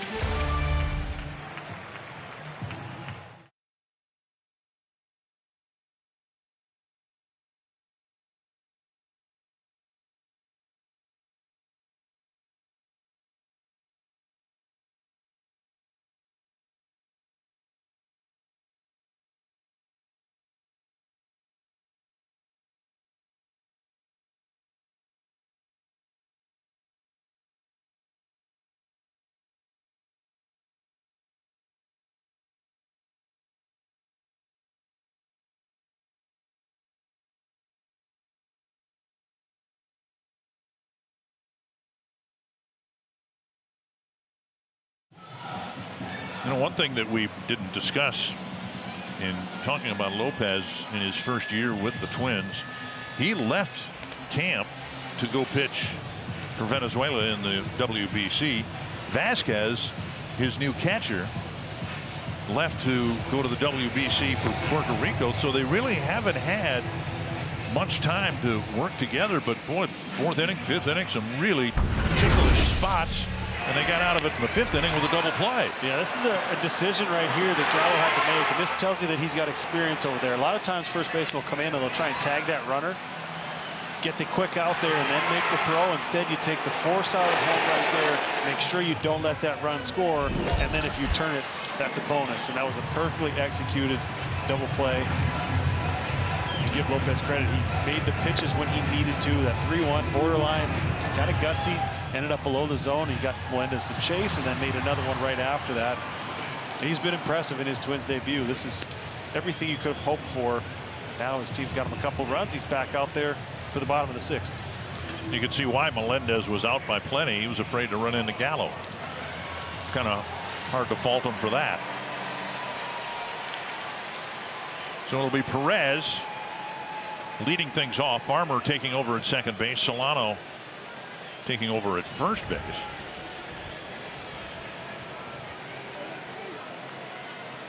Perez 1 for 2, and he takes maybe the slowest breaking ball we've seen from Lopez, but it's in there for a strike.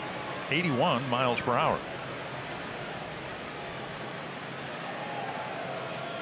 Yeah, to your point, you know, you don't often see catchers who sign with a new team leave during camp and not have that opportunity to work with their team. But he's a guy who's been around. He does his homework. He's going to learn these guys. 1-2. And he's going to have to get caught up a little bit, but at the same time, like I said, he's been around the league. He understands what guys do well, their strength, and there's a lot more, you know, help there to help him adjust. And you know, if there's any questions, he has plenty of people he can go to say, okay, what's this guy? What's his strengths? What's he like to do with 2 strikes? Got him to chase a fastball off the plate, 1 away. Well, 8th strikeout. It's been tremendous, and that looks like it'll be the end of the line as Rocco's coming out of the dugout. But wow, what a debut, what a job, and a tough trade that the Twins made. But so far, early in the season, 1 start, tremendous outing, and now we're going to turn it over to the bullpen and see if they can finish things off. 5 1/3 innings.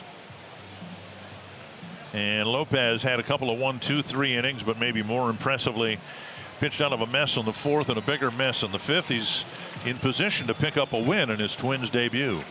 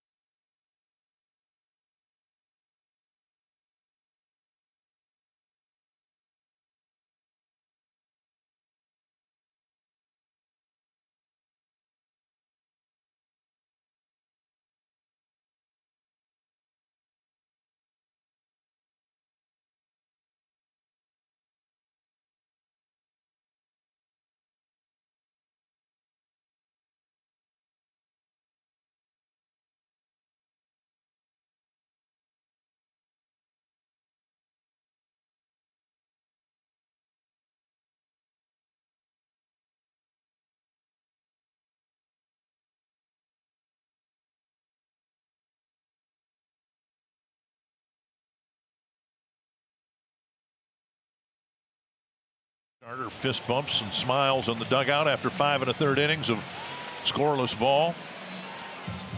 People who are really good at what they do sometimes are their own worst enemies, though, and I'll bet you he'll make note of the fact he had just 10 of 21 first pitch strikes. Yeah, I think sometimes you just look at what you could have done better. You take the positives, but also see if there's anywhere you can improve. But hard to argue against 2 hits, 8 strikeouts, and Twins debut. A lot of emotion there, a lot of adrenaline early. We saw the fastball had a little more run maybe than he anticipated. It was a little amped up, but all in all, tremendous debut in a Twins uniform. And now Thielbar Back in the zone, 1-1. Twins have 2 left-handed relievers starting the season, Giovanni Moran and Caleb Thielbar. Yeah, Mr. Dependable.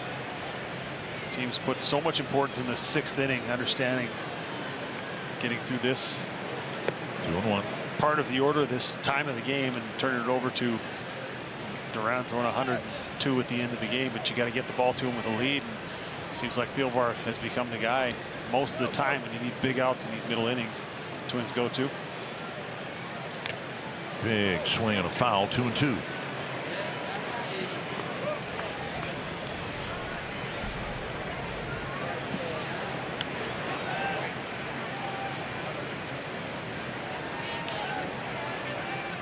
Two and 2 to Pasquantino. Reyes on deck. Breaking ball skied. And Solano coming in and making the catch. 1 down. We'll be back after a word from TaxAct. When you file with TaxAct, life help is easy.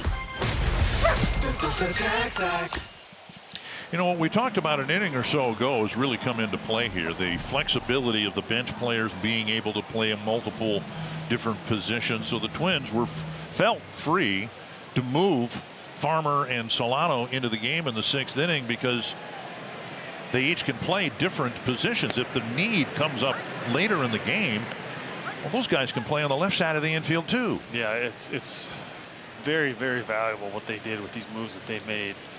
Both those guys can play second. Farmer played a ton of games at short last year. He can move over to third. He can move Solano to third. You got all kinds of options. It really is a luxury that Rocco has now. And yeah, as a hitter, you don't really want to be pinch hit for on opening day. You want to have that opportunity to drive in those runs, but popped up, backing out of play. The goal in the end is to win the ball game, and you got to get everybody on board. And I think the most important thing, if you're going to do that and you're going to make moves early, is communication. Hey, here's what we're thinking. Here's why we did this. This is what happened. You're Gallo. You're making your debut with a new team. You want to make an impression. But the guy who went up and hit for you drove in a run, so you got to be happy. Another outing where Thielbar just absolutely in control throughout.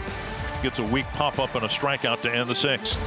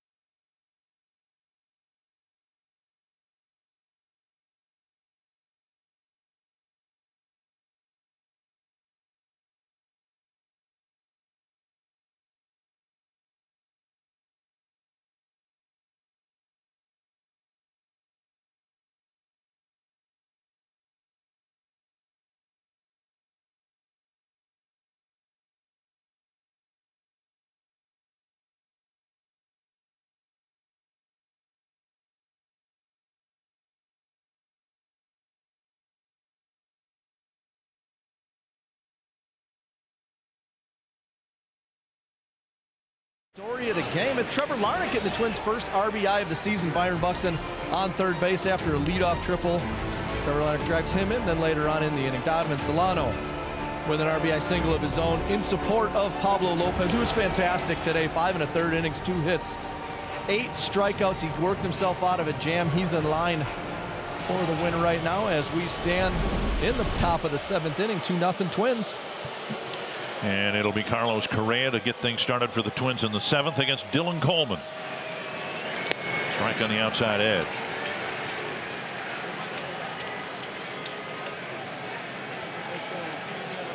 Correa singled his first time up. Line drive to left, since then a fly ball to the outfield and a pop up to second.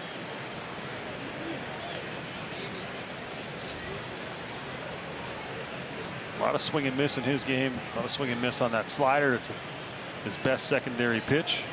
But you see 37 walks in 68 innings. Driven to the gap, right center field. Isbell chasing it and making a catch on the warning track. He was able to catch Correa's drive. He could not quite catch Buxton's drive that opened the 6th inning. Yeah, he was shaded a little more towards that gap with Correa up than he was when Buxton was hitting. As I said on Buxton's ball, see where he starts right here. He's about 15, 20 steps further over into that gap. That's the only way he gets to that ball. Correa hit that ball maybe a little bit harder than Buxton did. Not as lucky, didn't have something to show for it. Bat Boy races out to pick up some debris between the mound and home plate. Here's Buxton, 2 hits, a single and a triple, and he takes down an in, ball 1.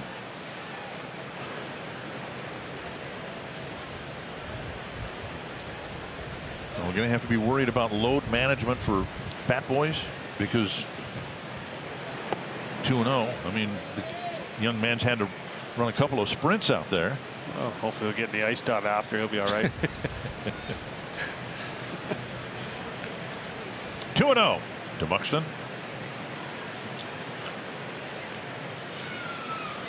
Skied. We'll see what the wind does to this. Dozier, Witt. Good luck. And Witt makes the play with Dozier stumbling at his feet. You used the word swirling in talking with Max Kepler before the game started, and the swirling winds nearly dropped that in for a double. Yeah, sometimes these stadiums, the wind will blow in from one direction, and it'll kind of hit the back of the stadium behind home plate and then shoot out towards the other direction. That ball kind of doing what the opposite of what the flags are doing. The flags are kind of blowing across from right field to left field, and that ball pushed back towards the field. Outside to Larnach, ball 1. Larnach driving in the first run of the season with a single to center, scoring Buxton from third base.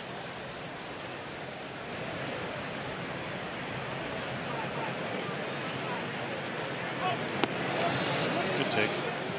Single low, 2-0.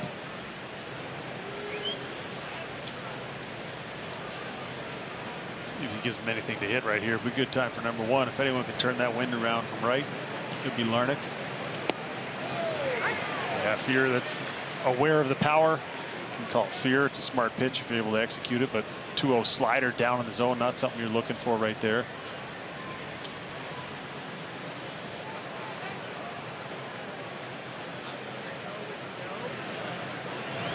And strike 2. Same pitch on the outer corner.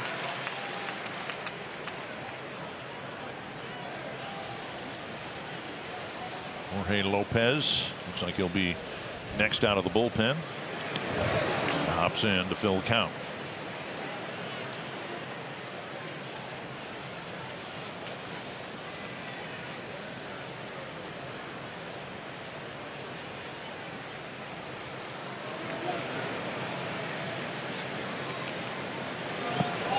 Larnach takes ball 4. A 2-out walk will get Miranda to the plate. And here's our quick trip to the mound.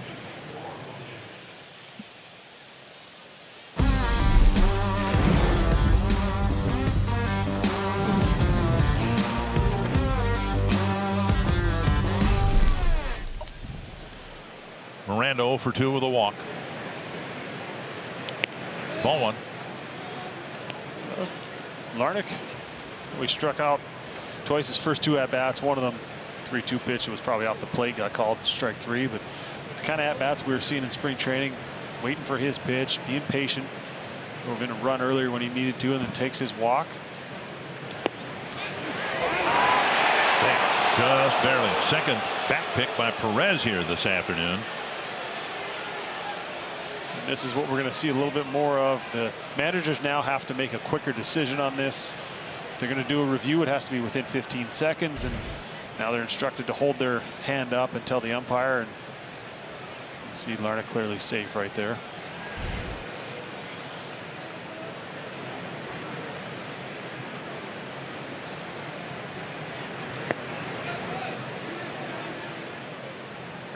2-1.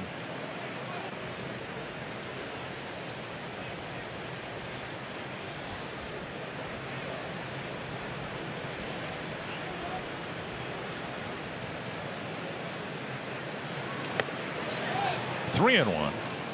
Farmer on deck.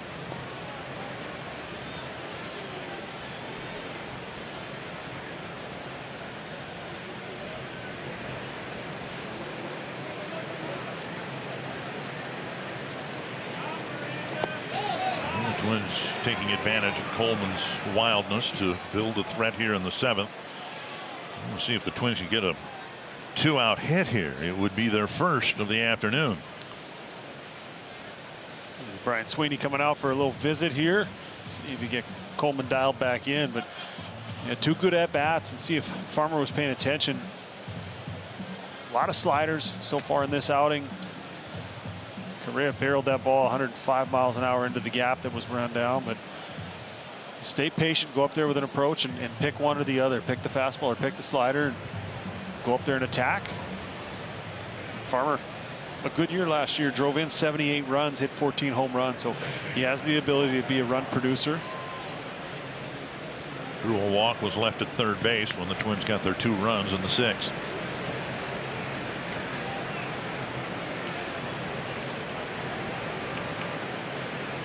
Fouled away. He got himself that slider right there.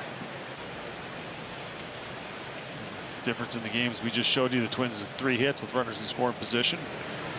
They've done a nice job of taking advantage of some of the opportunities they had. Missed one early with the bases loaded, but then were able to capitalize later.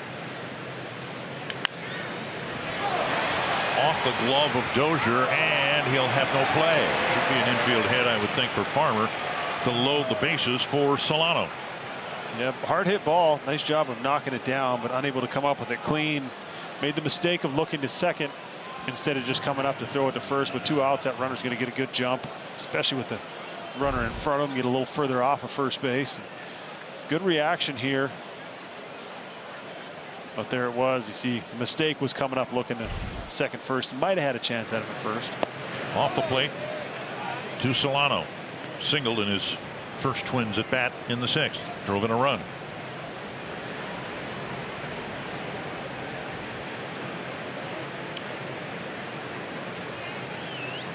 This is the 3rd time this afternoon the Twins have loaded the bases. They left them full in the 1st, left them full again last inning when they did score a couple of runs. Well, this is the big one here. Blow it open, get a big hit. Drive to left. And caught by Olivares. And for the 3rd time this afternoon, the Twins, who lead it 2-0, have left the bases full.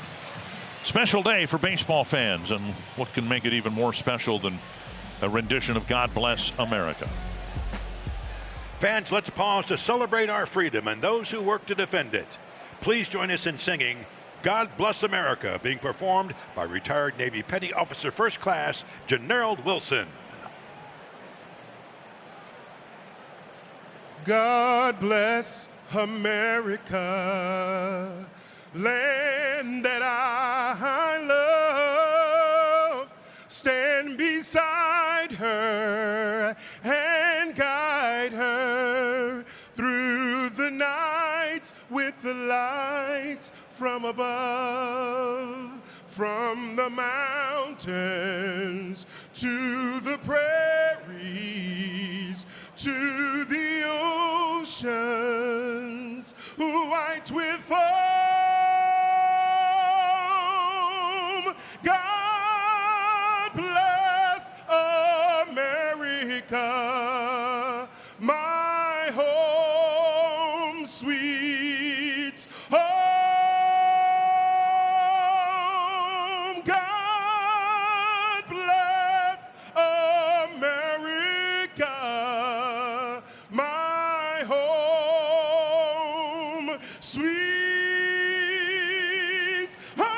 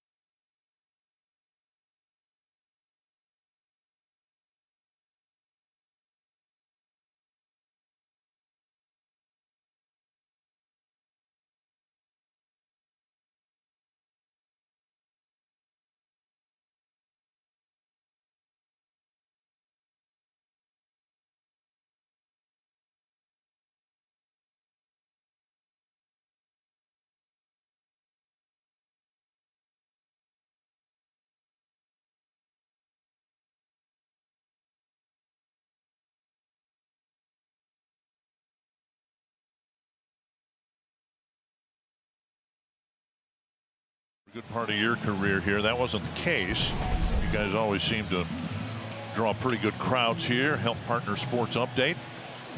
And coming up tomorrow, no Twins baseball. Built-in off day after opening day. But it'll be the Wolves and the Lakers. Michael Massey will lead things off against Caleb Thielbar. That was part of it when everyone was craving outdoor baseball when we were still in the Dome. A lot of people used to make this drive down here to watch outdoor baseball. It was always fun to see how many Twins fans made the trip down. Fly ball to center. And Taylor coming in will make the catch, one away.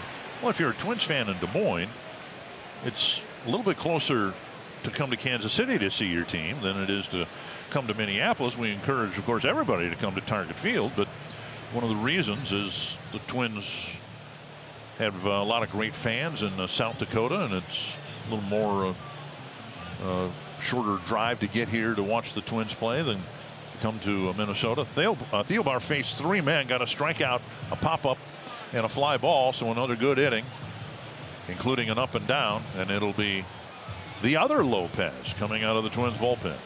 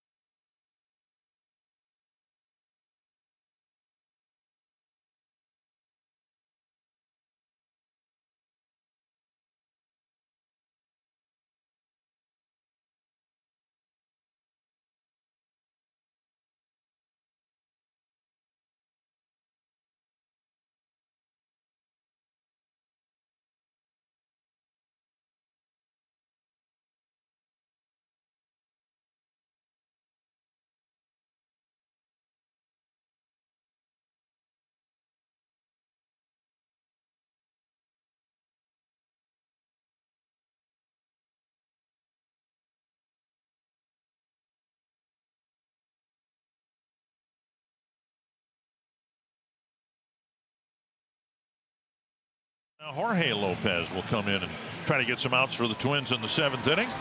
Spent parts of 3 years pitching on this mound for the Royals. Yeah, he's going to come in. Power arms now stacked up for the Twins. They're going to be coming at you. Lots of velocity. This back end of this bullpen is built out with there's a lot of upside here. There's a lot to be excited about. You get Alcala back in the mix, adds to the depth. That's 97, and that's kind of the baseline for this relief staff. At least guys from the right side. Alcala, Duran, of course, 103. Lopez, Jax, Pagan in the mid-90s. Fouled away, 2 strikes. I think it would be good for, much like it was for Pablo Lopez, to get off to a good start. For Jorge as well. You know, was lights out for Baltimore, and then struggled a little bit after the trade. Was still good. The velocity was still good. And on the outside edge, drops a breaking ball in a great spot for a called 3rd strike. Yeah, if he's able to do this, work ahead and then execute the off-speed pitches, this is just a perfectly located slider down and away. There's not much you can do with that, even if you're looking for it. But get off to a good start, get that good feeling, walk off the field feeling good about the work you put in, and just continue to build off that, much like he did at the start of last year. Isbell takes strike 1. He's reached twice.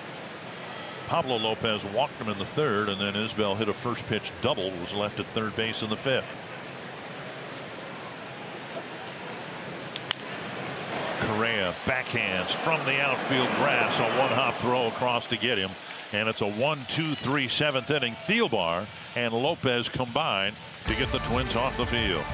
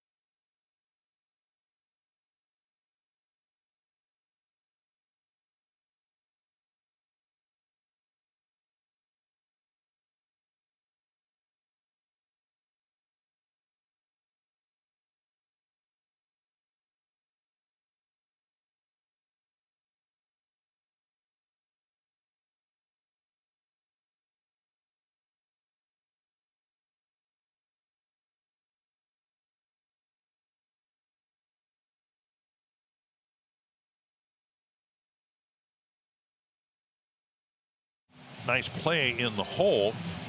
Used to see this a lot when teams would play on artificial turf, but Correa does this on the natural stuff. Yeah, if we were across the street, might have been a flag for intentional grounding, but he works on this. He does this. He was working on this in spring training, and as a first baseman, you have to be aware of your guys who are going to do this. He went in the hole, and understanding it's a little harder to control when your momentum's taking you away from first base to make a good throw on a fly, so gets rid of it quickly. Good long hop. That's what you appreciate as a first baseman. Give yourself time to get out there and stretch.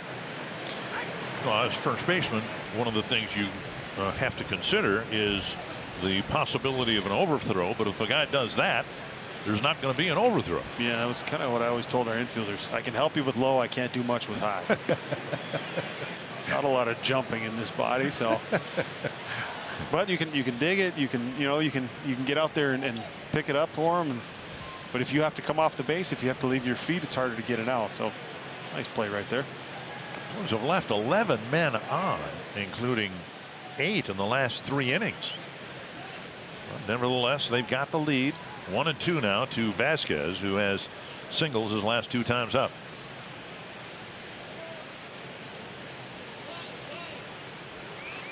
And now Rocco Baldelli motioning to home plate umpire Todd Tishner, and I wonder if they're challenging. Well, they're not going to challenge. No, I think it was the fact that the clock started. He got buzzed a little bit there. Batters sometimes are going to give you a little extra time on a pitch up and in. Missing 2-2. There's part of that. There's some instincts going on of, do you start the clock? Guy gets backed up with a fastball under his chin or up under his hands, and need a little bit of time to reset mentally, and I'm guessing that's what that was. Check swing, strike 3, says first base umpire Brian Knight. Wass, the new Kansas City pitcher, gets a strikeout on a check swing, 1 down. America's Pastime is back, and the Rally has you covered on all the action across opening day. Watch it tonight after the postgame. Michael A. Taylor, single in 3 trips, 2 strikeouts and the single. Fouled away. Quas, a little tough arm angle on these righties. It's primarily a fastball slider. At least that was his repertoire last year. So running fastball, kind of cross body, steps right at the right-handed hitters, and then gets that slider to sweep.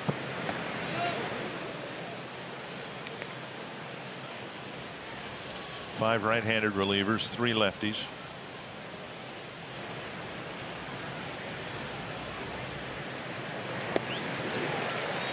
One and 2.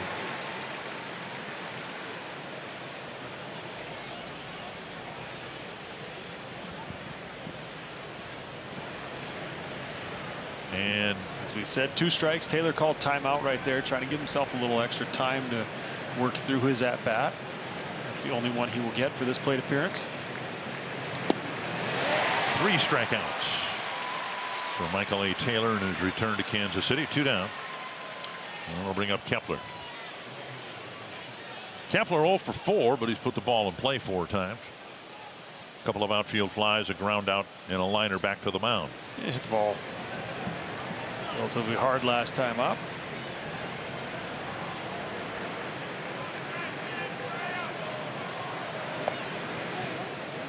Ball 1. Well, had a good offseason. Came back, seemed refreshed. Saw him smile as much in spring training as I can remember in recent memory. He's a guy who cares. He's a guy who wants to do well, and the struggles of the last couple of years have really worn on him, and gets to start over and gets to look out there and see some places where he can get hits if he hits the ball hard. Hopefully gets off to a good start. 1 and 2. Griffin Jacks looks like he'll get the 8th inning.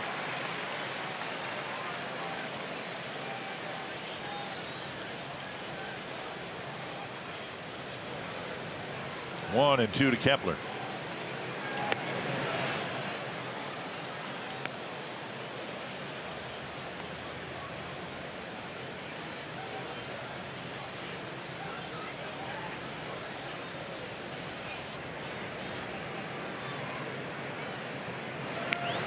Big swing and fouled straight back. 2 and 2.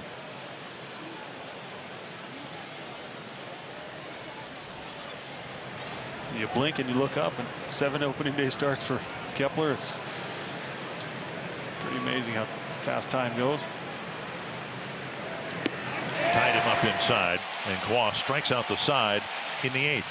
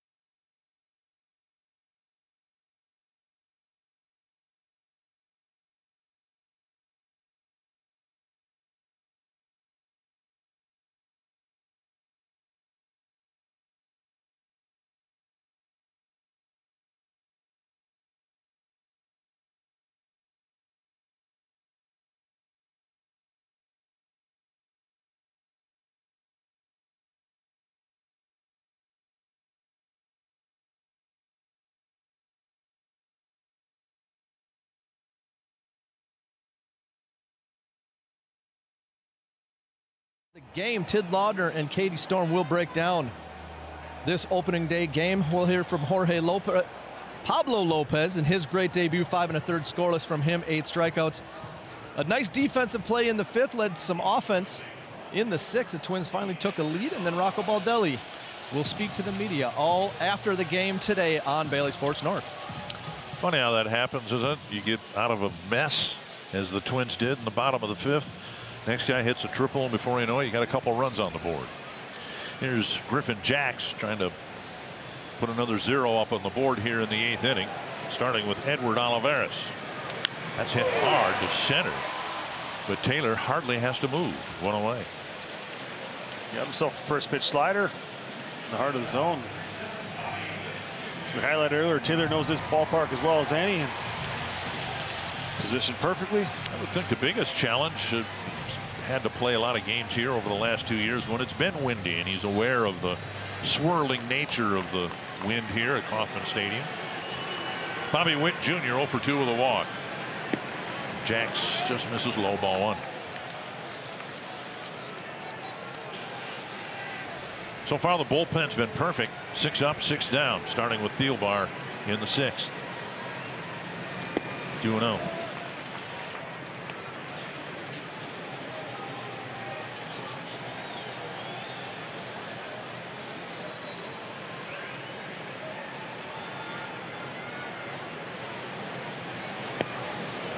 Missing with a breaking ball, 3-0. Melendez on deck.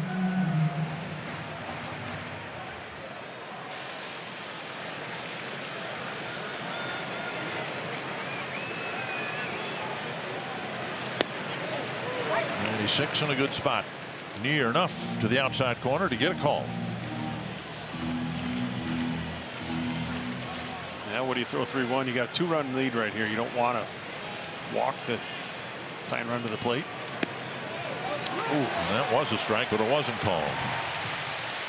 So a walk to Witt, his 2nd walk of the ball game, and that'll get the tying run to the plate in Melendez.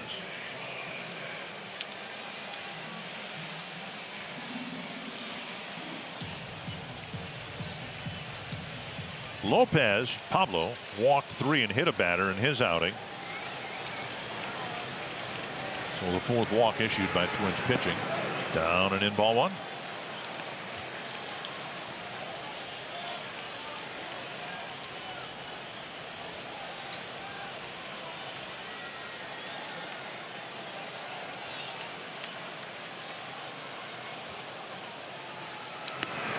Late in the game, down a couple of runs, might discourage the Royals from running Witt, but he can steal bases, and we expect to see more stolen bases this year. Vasquez signed by the Twins in part because he's got a great arm behind the plate. Hit right to Correa, who will step on the bag. Another double play. Takes care of the walk, and we head to the ninth with the Twins up 2-0.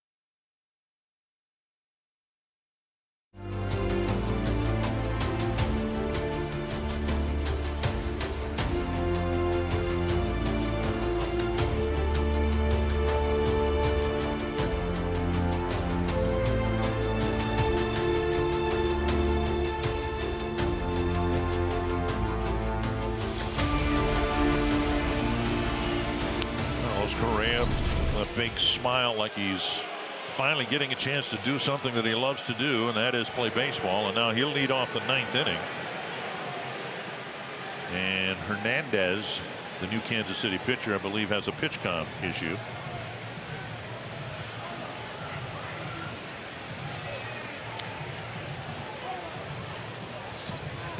So Hernandez coming in, he's the 5th Kansas City reliever.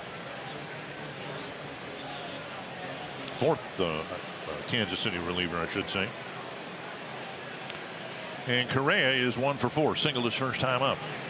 Hit the ball hard his last time up, but Isbell made a nice running catch on the warning track in right center field. Yeah, that ball was 105 miles an hour off his bat.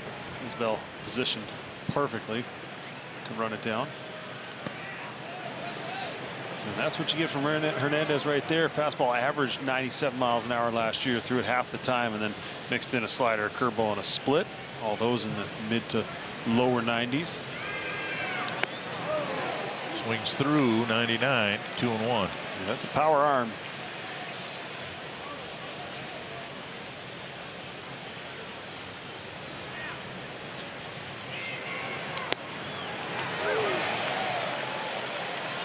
.101 down and away, perfectly located.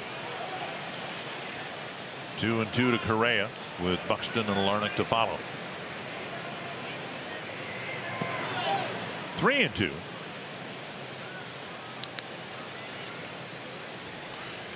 Juan Duran will get the 9th inning.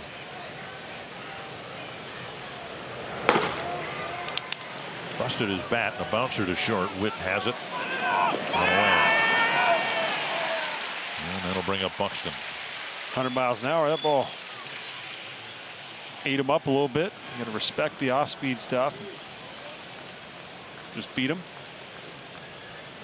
Buxton with 2 hits, a first inning single, and a leadoff triple in the 6th when the Twins got their 2 runs.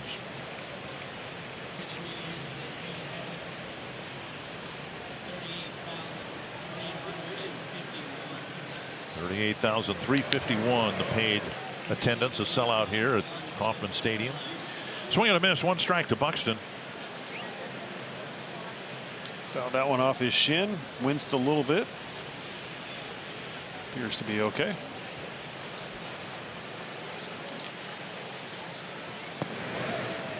Breaking ball, 1-1. He's amazing though. He's just such a difference maker when he's in the lineup. How different this team is. How much deeper the lineup looks. Good cut at another breaking ball that was center cut but fouled back, 1-2. Look at that. That look tells you he got the pitch he was looking for and he missed it.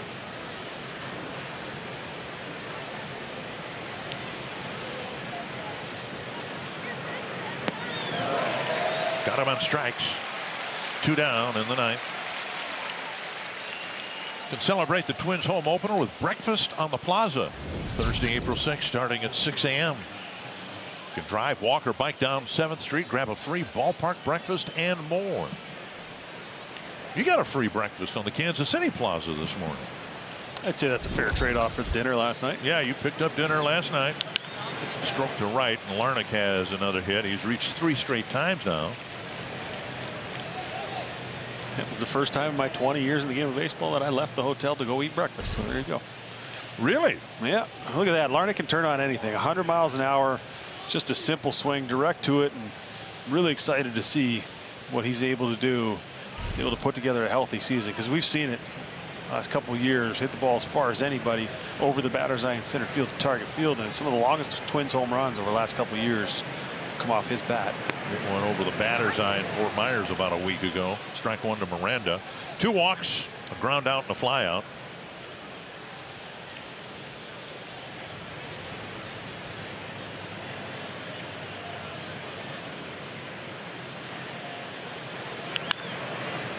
Wide of third. Again, no Twins game tomorrow. We'll have a mid-afternoon game again on Saturday and a 1 o'clock start on Sunday. And the Twins will go to Miami and play 3 games, a couple of night games to start that series. Ooh, high and tight, and another back pick attempt. Second time he's tried to pick off Larnach at first base. Yeah, there's a benefit to that as well, keeping the runners close, but also working that scouting report early in the year. Now every team that plays the Royals is going to go, Salvi's throwing a lot. You got to be ready over there at first, and kind of keeps you aware, makes you a little more cautious on the bases. Popped up behind first. Melendez coming in. Massey out, and it's Melendez with the catch. And it'll be Jhoan Duran trying to protect a 2-0 lead in the bottom of the 9th.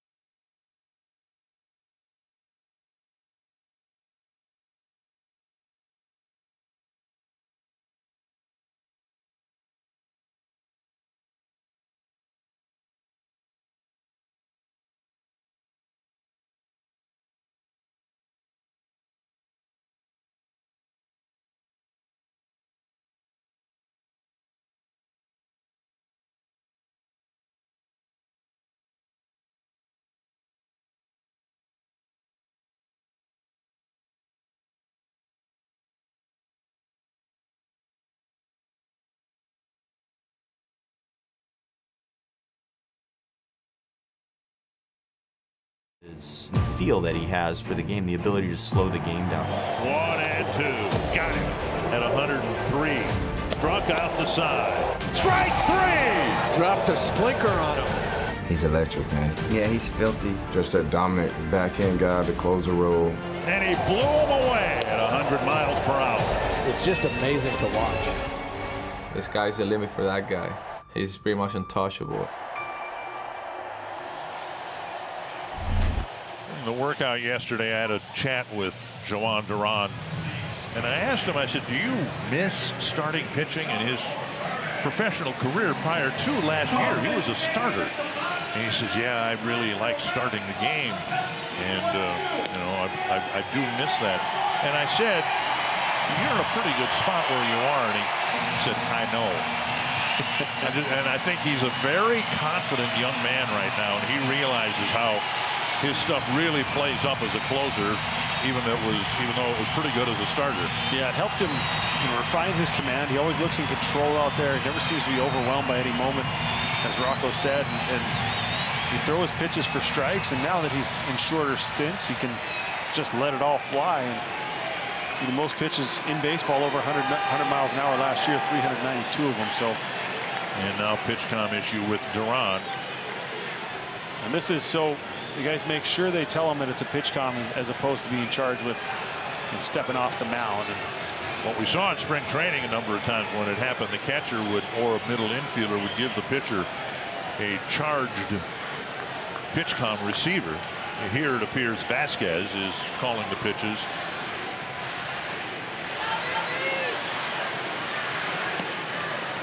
So you go up there.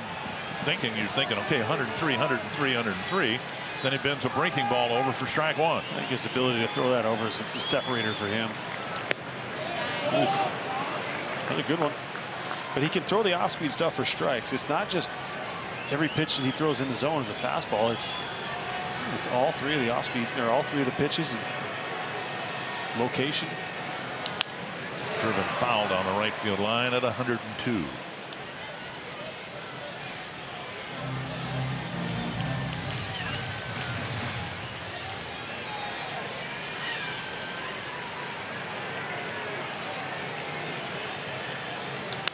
Driven to left. Larnach is back for out number one. Yeah, got it off the end a little bit. I think he was all revved up for 100. Just threw a little wrinkle in there. Heart skips a little bit of a beat as you see that ball go up in the air anytime it comes off Salvador Perez's bat. One down, and now Pasquantino. But just perfectly located at the bottom of the zone. Wasn't able to get the good part of the bat to it.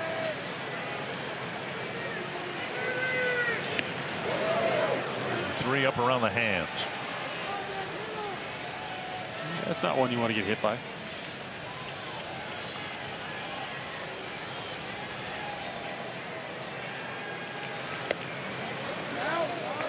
Two-0. Reyes on deck.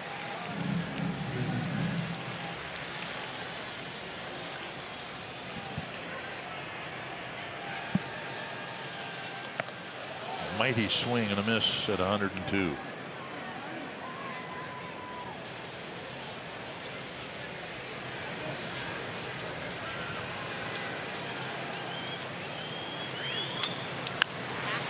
Two. The perception in the American League is that the American League East is really tough, and it will be tough, and that the American League West has improved over the last couple of years. 2-2 to Pasquantino. But yet the American League Central might have the top two closers in the game in terms of stuff when you've got Emmanuel Clase of Cleveland, and this guy almost looks like a twin, if you will, to Clase in terms of stuff, velocity. 2-2. And now full count. How you hold up on that. Yeah, Clase a little bit more of a cutter on that fastball, and Duran able to get it to move a little bit the other way with that splinker that he throws, but I don't know how you hold up on that pitch. You got to finish him off right here. And he missed down and in. So that'll get the tying run to the plate in slugging Franmil Reyes.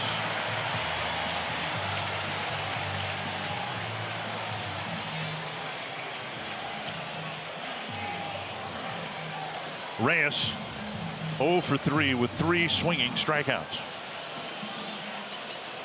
2 walks allowed by the Twins bullpen. They've yet to give up a hit.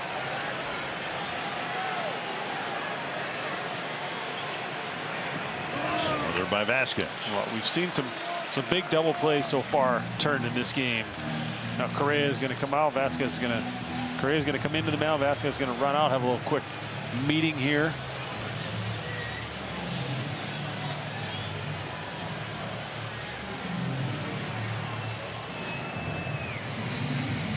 This copyrighted broadcast is Presented by authority of Minnesota Twins and may not be reproduced or retransmitted in any form, and the accounts and descriptions of this game may not be disseminated without the express written consent of Minnesota Twins, LLC. 1-0.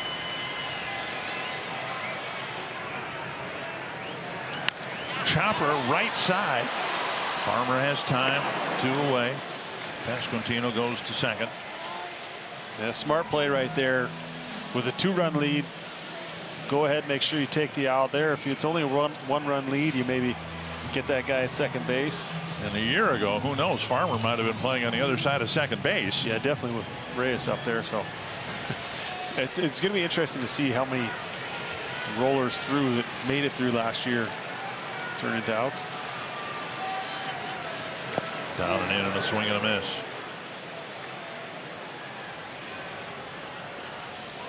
Well, you're geared up for 100 to 103. And that's what happens when you're cheating to the fastball. You're looking in, you're looking for something to pull. Try and hit something in the seats, and he pulls the string on you.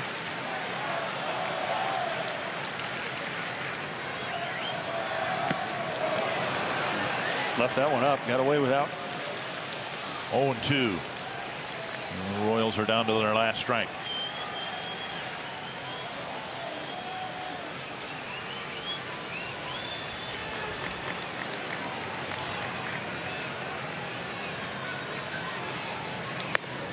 And Vasquez bluffs the throw to second base.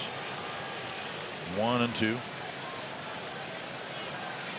Yeah, that's just anticipating ball up, but that runner out there doesn't mean anything. You don't want Correa vacating his position to give up a base hit, but he's playing almost directly behind second base, so easy angle in for him. Did he go? Strike 3 is called. The Royals held to just 2 hits, and the Twins win the opener 2-0. Well, that's a great formula to win you a lot of ball games. Good starting pitching, making pitches when you have to, and then timely hitting, some good at bats. 4 for 11 with runners in scoring position, loaded up the bases a few times, and all in all, a formula that can have success over the long term. Yes, you don't expect your guys to throw a shutout every day, but you'll definitely take it on opening day and start the season 1-0. A lot of excitement, a lot of optimism, a lot of positivity. A lot of good things came out of this ball game.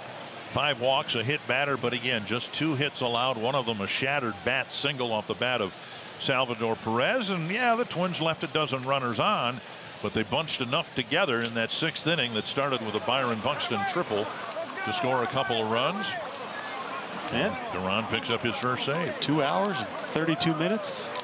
A well-played ball game, but as we mentioned, pace was moving, didn't feel rushed. Felt like the game just flowed the way it's supposed to. And Rocco Baldelli pushing the right buttons. Twins had the lineup set up. 2 left-handed hitters. So what do? You're bringing a lefty out of the pen, and then Rocco's able to make a couple of moves for his bench moves. Puts in Farmer, puts in Solano, and able to create some offense. And I mean, everything kind of worked out exactly how you'd want it to, and then set up the bullpen with the day off tomorrow, get everybody in there, do their job, and all in all, just a well-played game. 10 hits for the Twins. The most significant hit, or hits, came in the 6th inning when the Twins got their 2 runs in that inning. Started with a Byron Buxton triple. He got 2 of the hits, and right now Glenn Perkins has got Byron Buxton. Yeah, I got Byron Buxton down here, Buck. You had a bunch of big hits last year. You had the biggest hit today, the triple to get scoring going.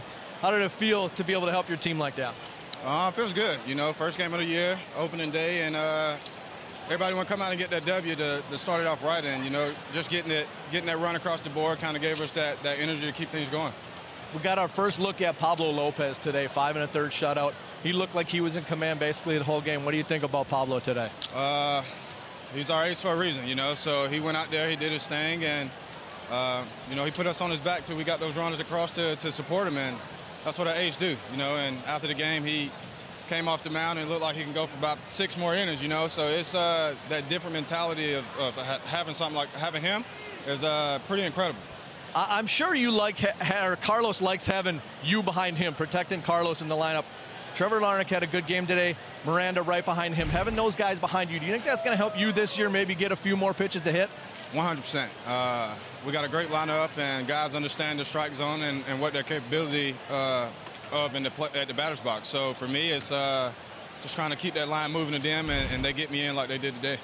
Nice job today, Byron. Go celebrate with the boys. Thank you. And isn't it nice to see that man smile? A couple of hits today, a run scored as the designated hitter. And it's a good start to the 2023 season for the Twins, who beat Kansas City here in the opener 2-0. And Twins Live postgame show is going to come your way next, with the Twins winning the opener 2-0 in Kansas City.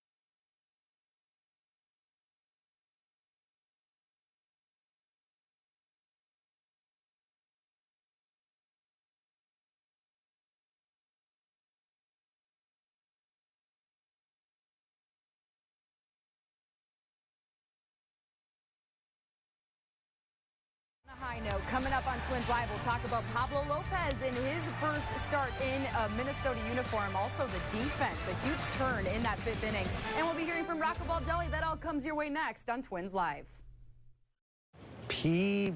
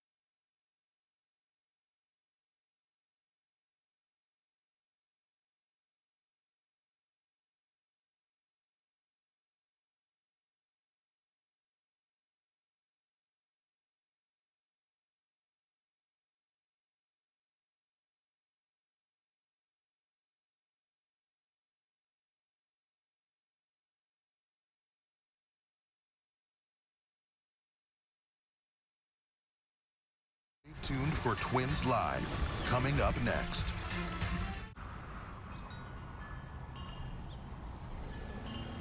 Come to TurboTax.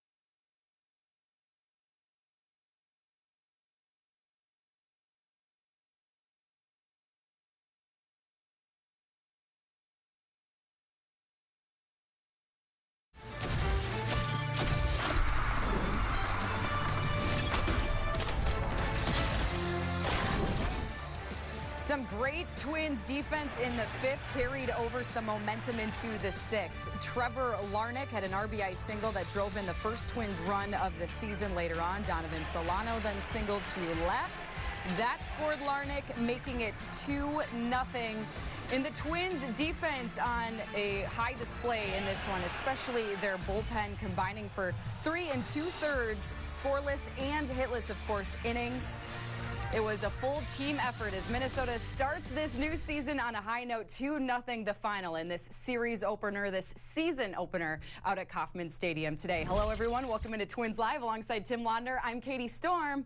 A great way to start the new season, Tim. Yeah, I think Justin Morneau said it best on the broadcast. This is a great recipe for success.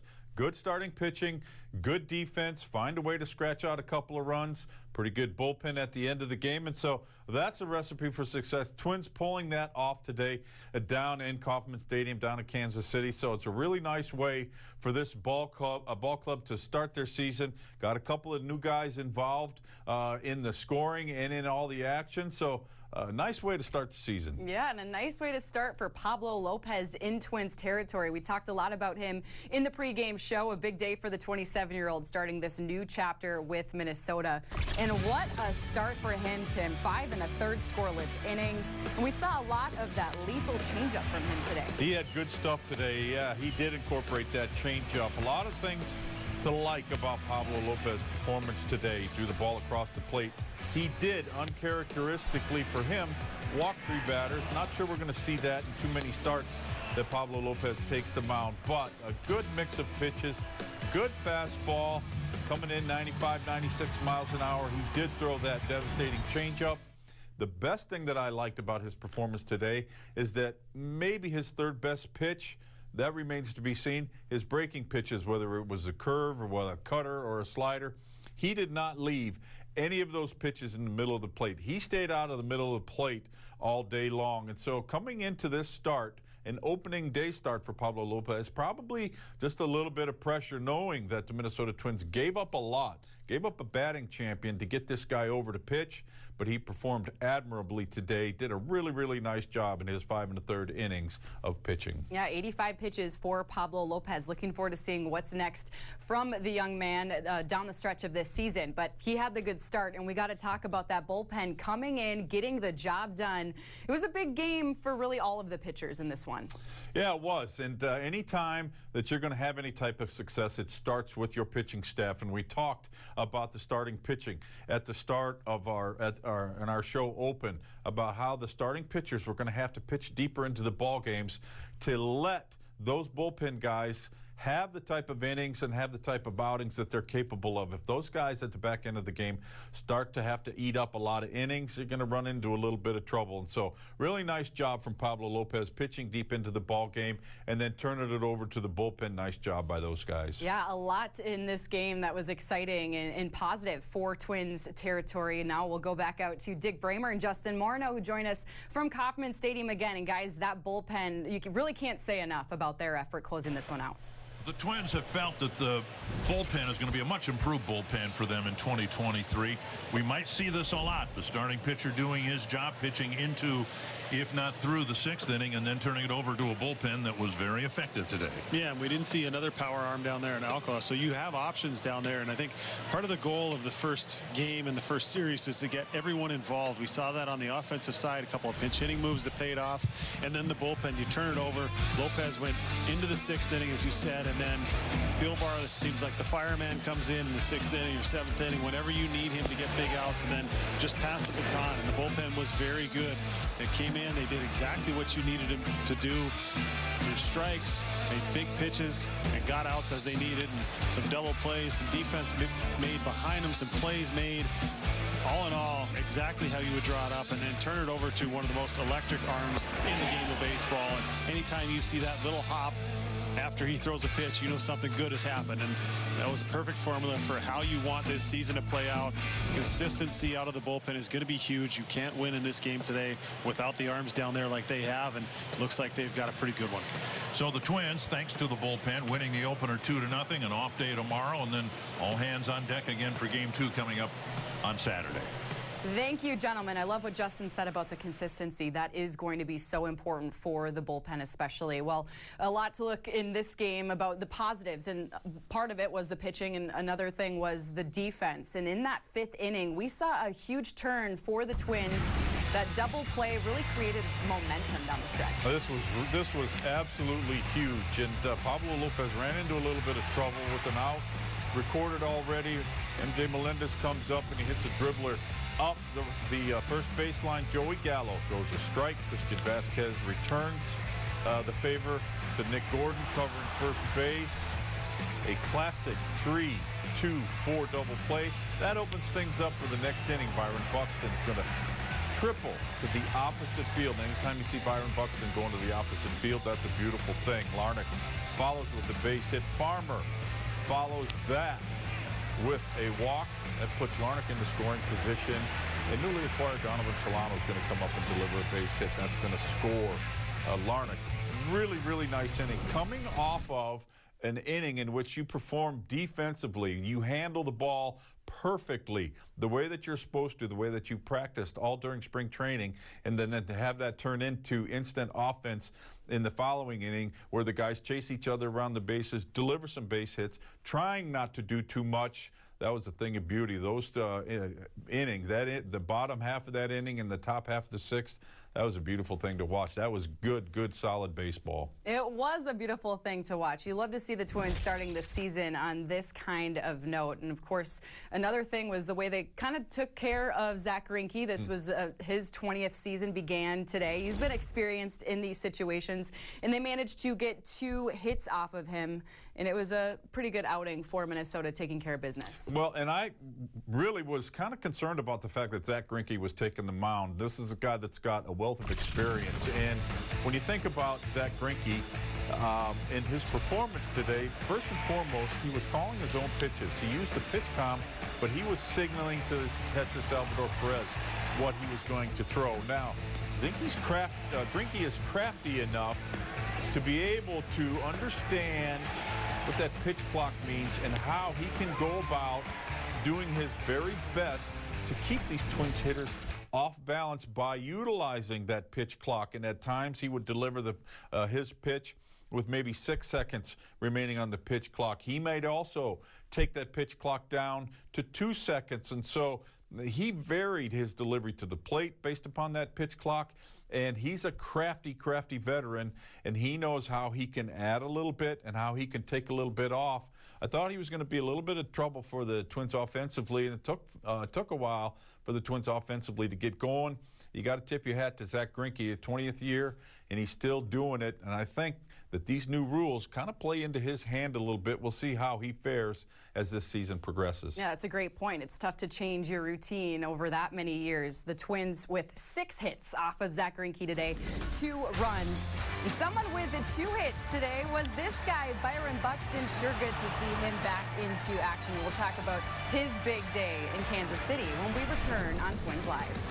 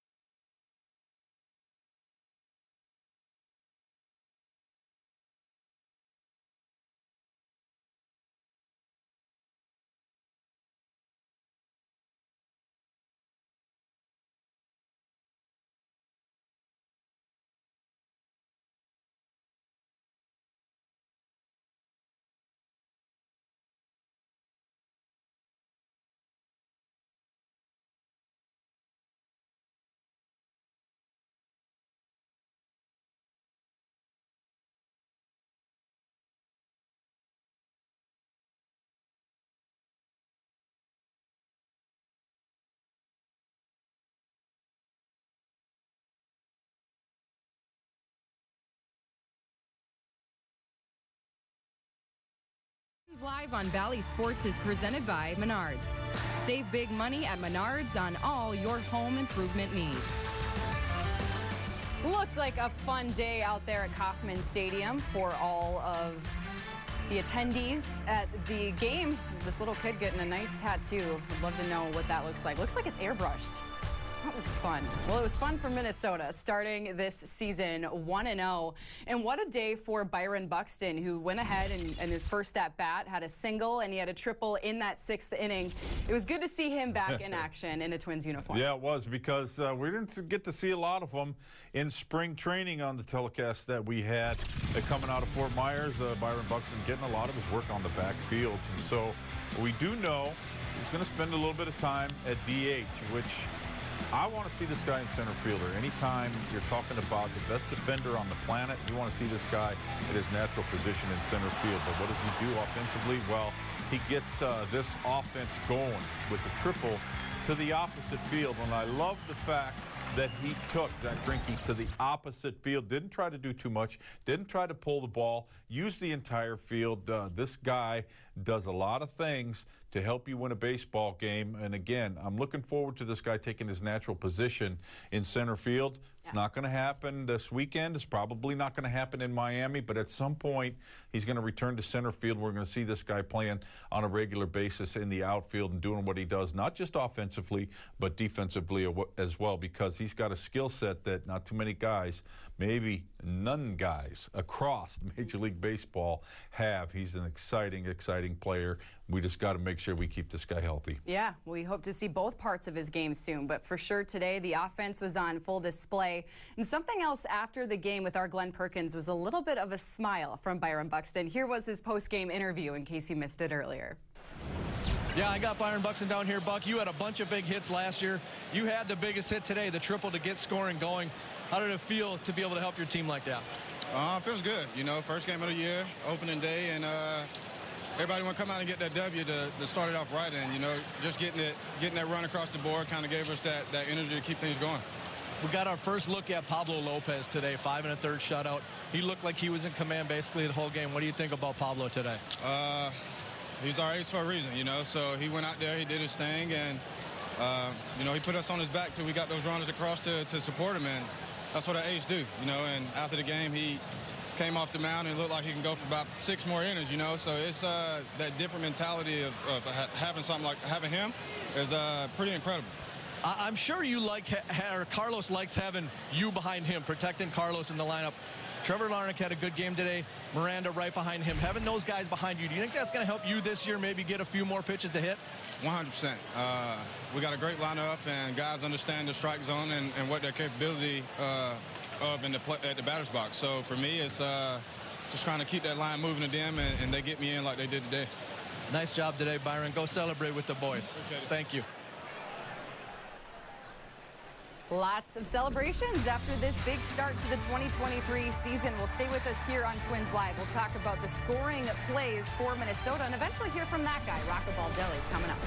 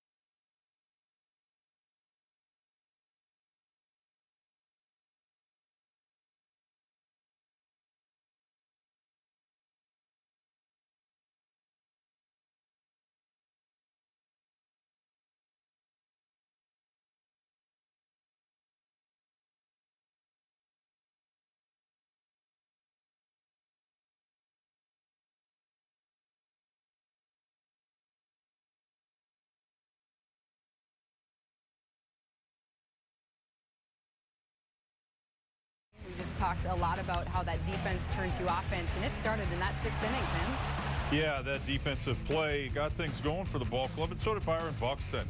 Opposite field triple, just out of the reach of Kyle Isbell. And Byron Buxton's going to end up on third base. Really good at bat by Trevor Larnach. He's going to get a breaking pitch in the middle of the zone. I mean, if you're a pitcher, you want to stay out of the middle of the zone with your breaking pitches. Trevor Larnach doing what he's supposed to do. Delivers a base hit. Is going to score the first run for the Minnesota Twins after a walk to Kyle Farmer. Newly acquired Donovan Solano is going to come up. He also is going to get a base hit. That's going to score Trevor Larnach. That's the scoring in a nutshell. The Twins found a way to back up some base hits, chase each other around the bases a little bit, push a couple across the plate.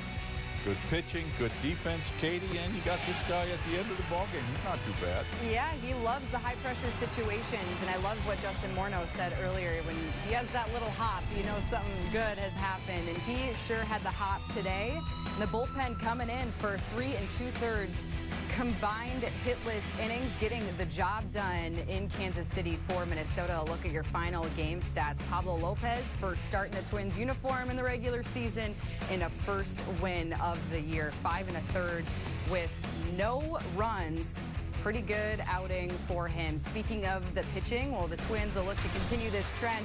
Sonny Gray takes the mound in Game 2 this 3-game set in Kansas City. We'll preview the upcoming matchup next on Twins Live.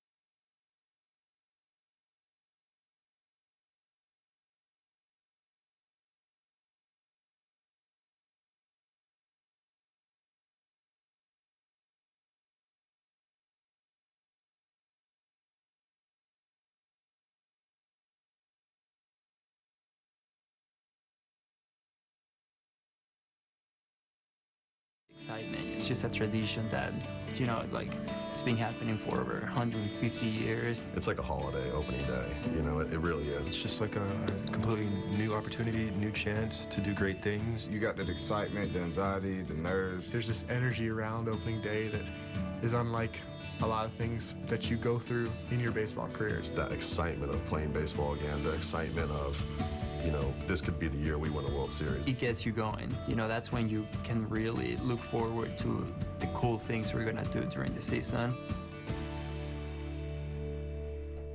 A lot of excitement today on this season opener indeed for Minnesota as they get the 2-0 win in this first game of the season out at Kauffman Stadium.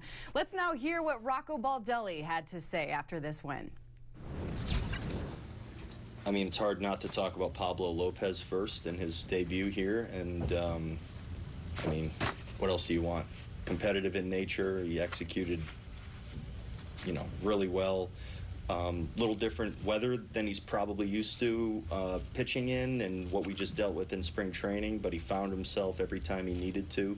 stuff was excellent. He was composed, and he did a really nice job. And if you're talking about Pablo, you have to talk about Vasquez too. So he did a great job back there, working around several situations, keeping the guys locked in. But I mean, the play that Gallo made coming in on the ball and turning the double play, and Gordon getting over there, I believe, and finishing that, that we might still be playing right now if they don't make that play and find a way to make that play. Carlos made all the plays at shortstop that you could hope a guy to make, and Buxton swung the bat really well today. It's funny how he's always in the middle of things, even on day one. Michael Taylor, I mean, the outfield's big, and I think everyone saw the wind out there today. It was actually pretty crazy day. So anything going up in the air is a real challenge. I'm surprised we really didn't see more action as far as like balls falling, and saw one of their guys hit the deck on one of those plays. And it was a tough day. Michael Taylor went out there, made all the plays, and the right-handers came in and did a good job when they came in the game with their at-bats, and the bullpen was great. So we're naming almost everyone today, but the truth is we needed all of that to win. Much does it advance Pablo's profile to have that slider as a weapon now? I mean, the slider's really, really tough. It's probably going to play well to both sides of the plate, but I think it's going to be really tough to right-handed hitters. And we didn't bring Pablo Lopez over here and think that we were going to rework everything that he did. He does so many things so well. I think I would call it small adjustments here and there, and maybe one of them is the slider, how he's using it, and I think we saw some of the benefits of it today. How tempted were you with Caleb going, high in that spot, or was that Pablo's game you really wanted to get him the chance for the ball? Caleb was up. Caleb was getting going. I believe we were going to let Pablo pitch, and we were going to let him kind of lead us where we were going in that inning. One, I want him to do it. Pete wants him to do it, and he's going to go out there and do it. On top of that, a lot of it's score dictated and kind of where you're sitting right there. We would have brought in some of our relievers, the Calebs and the Jaxes and the Lopezes. I think, I don't want to say regardless of score, but any tight ball game, they were going to pitch today in some spots maybe where they wouldn't normally pitch. So we were getting them ready just in case we needed them. We didn't want to wait around too long. These guys are built up well, but like I said before the game, was he going to throw 105 pitches? No, but he was built up good, and we wanted him to go back out there and even get the last out that he got. We wanted to send him back out there and line Caleb up against the left-hander. Stack Gordon and Gallo like that, with the thought that maybe down the line you'll be doing exactly what you ended up doing with Farmer and Solano? We do a lot of things just for the possibility that something might happen. And the truth is, that's one of the reasons we would look to doing that. We don't do that every game, and only in certain situations would we look to do that. Today, our guys went out there and had great at-bats. Again, coming in, pinch hitting against a guy with good stuff. I don't care if they're right-handers and he's a left-hander. He's tough. He's a good major league reliever. So I was very, very pleased with what we got from those two guys. They went right in there and I think walk and base hit, and it was a good swing. It's one thing to see it on paper, though. Do you feel like you just have more weapons at your disposal now than in the past? I don't know if it's more weapons, but I think our guys, the kind of what they do, the skills that they have, I think they fit very well together right now with our roster. And we have guys that it's not that easy, like I just said, to come in off the bench in a big spot, have a good at-bat, draw a walk, have a good at-bat, line a ball somewhere. But these guys, that's what they do. That's what Farmer does. That's what Solano does. And they do it well, and they've done it in their careers before, and they've done it very successfully. So you trust them. And then you trust them also being able to go out there and finish the game, too, defensively. And that matters a lot. You're not just sending these guys out there most of the time just for an at-bat. Sometimes you might, but, you can trust them all over the field.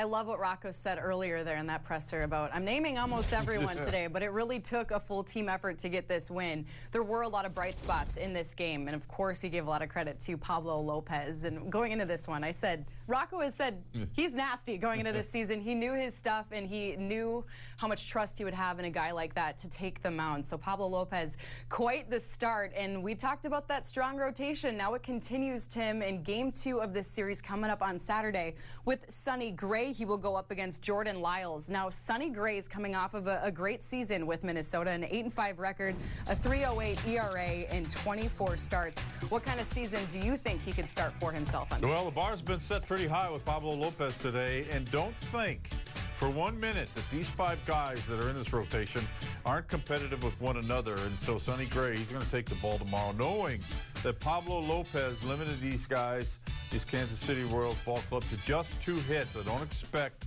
Sonny Gray to hold these guys to 2 hits, but I do expect him to have a pretty good outing against this Royals ball club tomorrow. And how's he going to do it? Well, he's going to mix his fastball. We're going to see a lot of breaking pitches, see a few change-ups from Sonny Gray, but he is going to be a competitor, and a little bit like Zach Greinke with maybe a little bit better stuff. He's going to be a crafty veteran-type pitcher, and he's going to add a little. He's going to take a little off, and he's going to maybe at times pitch a little backwards. He's going to start some guys off with some breaking pitches, maybe finish them off with some fastballs. So sometimes you never know what you're going to see from Sonny Gray, but I do expect him to have a pretty good start in his season debut tomorrow. Looking forward to it coming up on Saturday. Pablo Lopez again, what a start in a Twins uniform. Before we let you all go today, let's hear what the 27-year-old had to say after his big outing at Kauffman Stadium. Yeah, I mean, in terms of enjoying the game and just realizing that it's a team effort at all times. You know, there's going to be situations where the defense behind me is going to make the right plays, and you know, like just like it happened today. So overall, I feel pretty good. Obviously, some things to clean up, like limiting the free passes, putting men on bases. But you know, I think the highlight is like at all times, it's the mentality of executing the pitch. You know, it doesn't matter the situation. It's a situation. The job remains the same, which is trying to make a good pitch and try to make something happen. So obviously, with Vasquez behind the plate, making sure that he called the right pitches and letting me know that we had that. Obviously Correa, obviously the team leadership, but then Joey Gallo turning that double play was huge, probably the play of the game. So it's just a reminder of my job is just be on that mound, executing pitches, having fun, and just try to force the guys to swing the bat. And then I think overall it felt pretty good. We had a good plan going in, executing pitches back and forth, mixing the occasion and the pitches. I think overall we did a good job at that. And what were the emotions of the first opening day start like, and how did you feel like you handled them? No, obviously a lot of emotions, especially, you know, walking out, going through all the warm-ups, hearing all the ceremonies rather than seeing them happening. So obviously a lot of emotions over there, a lot of like butterflies in a good way. But once I got in the mound, it's just about doing my job. You know, once I'm on that mound, it's not about it's opening day. It's about I'm just here executing every single pitch. And then obviously after I was taken out of the ball game, then it's going back to realizing it's opening day. You know, especially with the game being 2-0, like a lot of leverage situation, leverage pitches being thrown all around. But I definitely enjoyed it and I had a good time. Pablo Lopez enjoying this one, had a good time as he put his team in a great position to win Game 1 of 162. As Joey Gallo mentioned earlier today, opening day may as well be a holiday. Well, this was a fun holiday celebration for the Minnesota Twins. 2-0 the final in the opener. Thank you so much for joining us here on Valley Sports North. We'll see you next time. Update your home's exterior with help from Menards.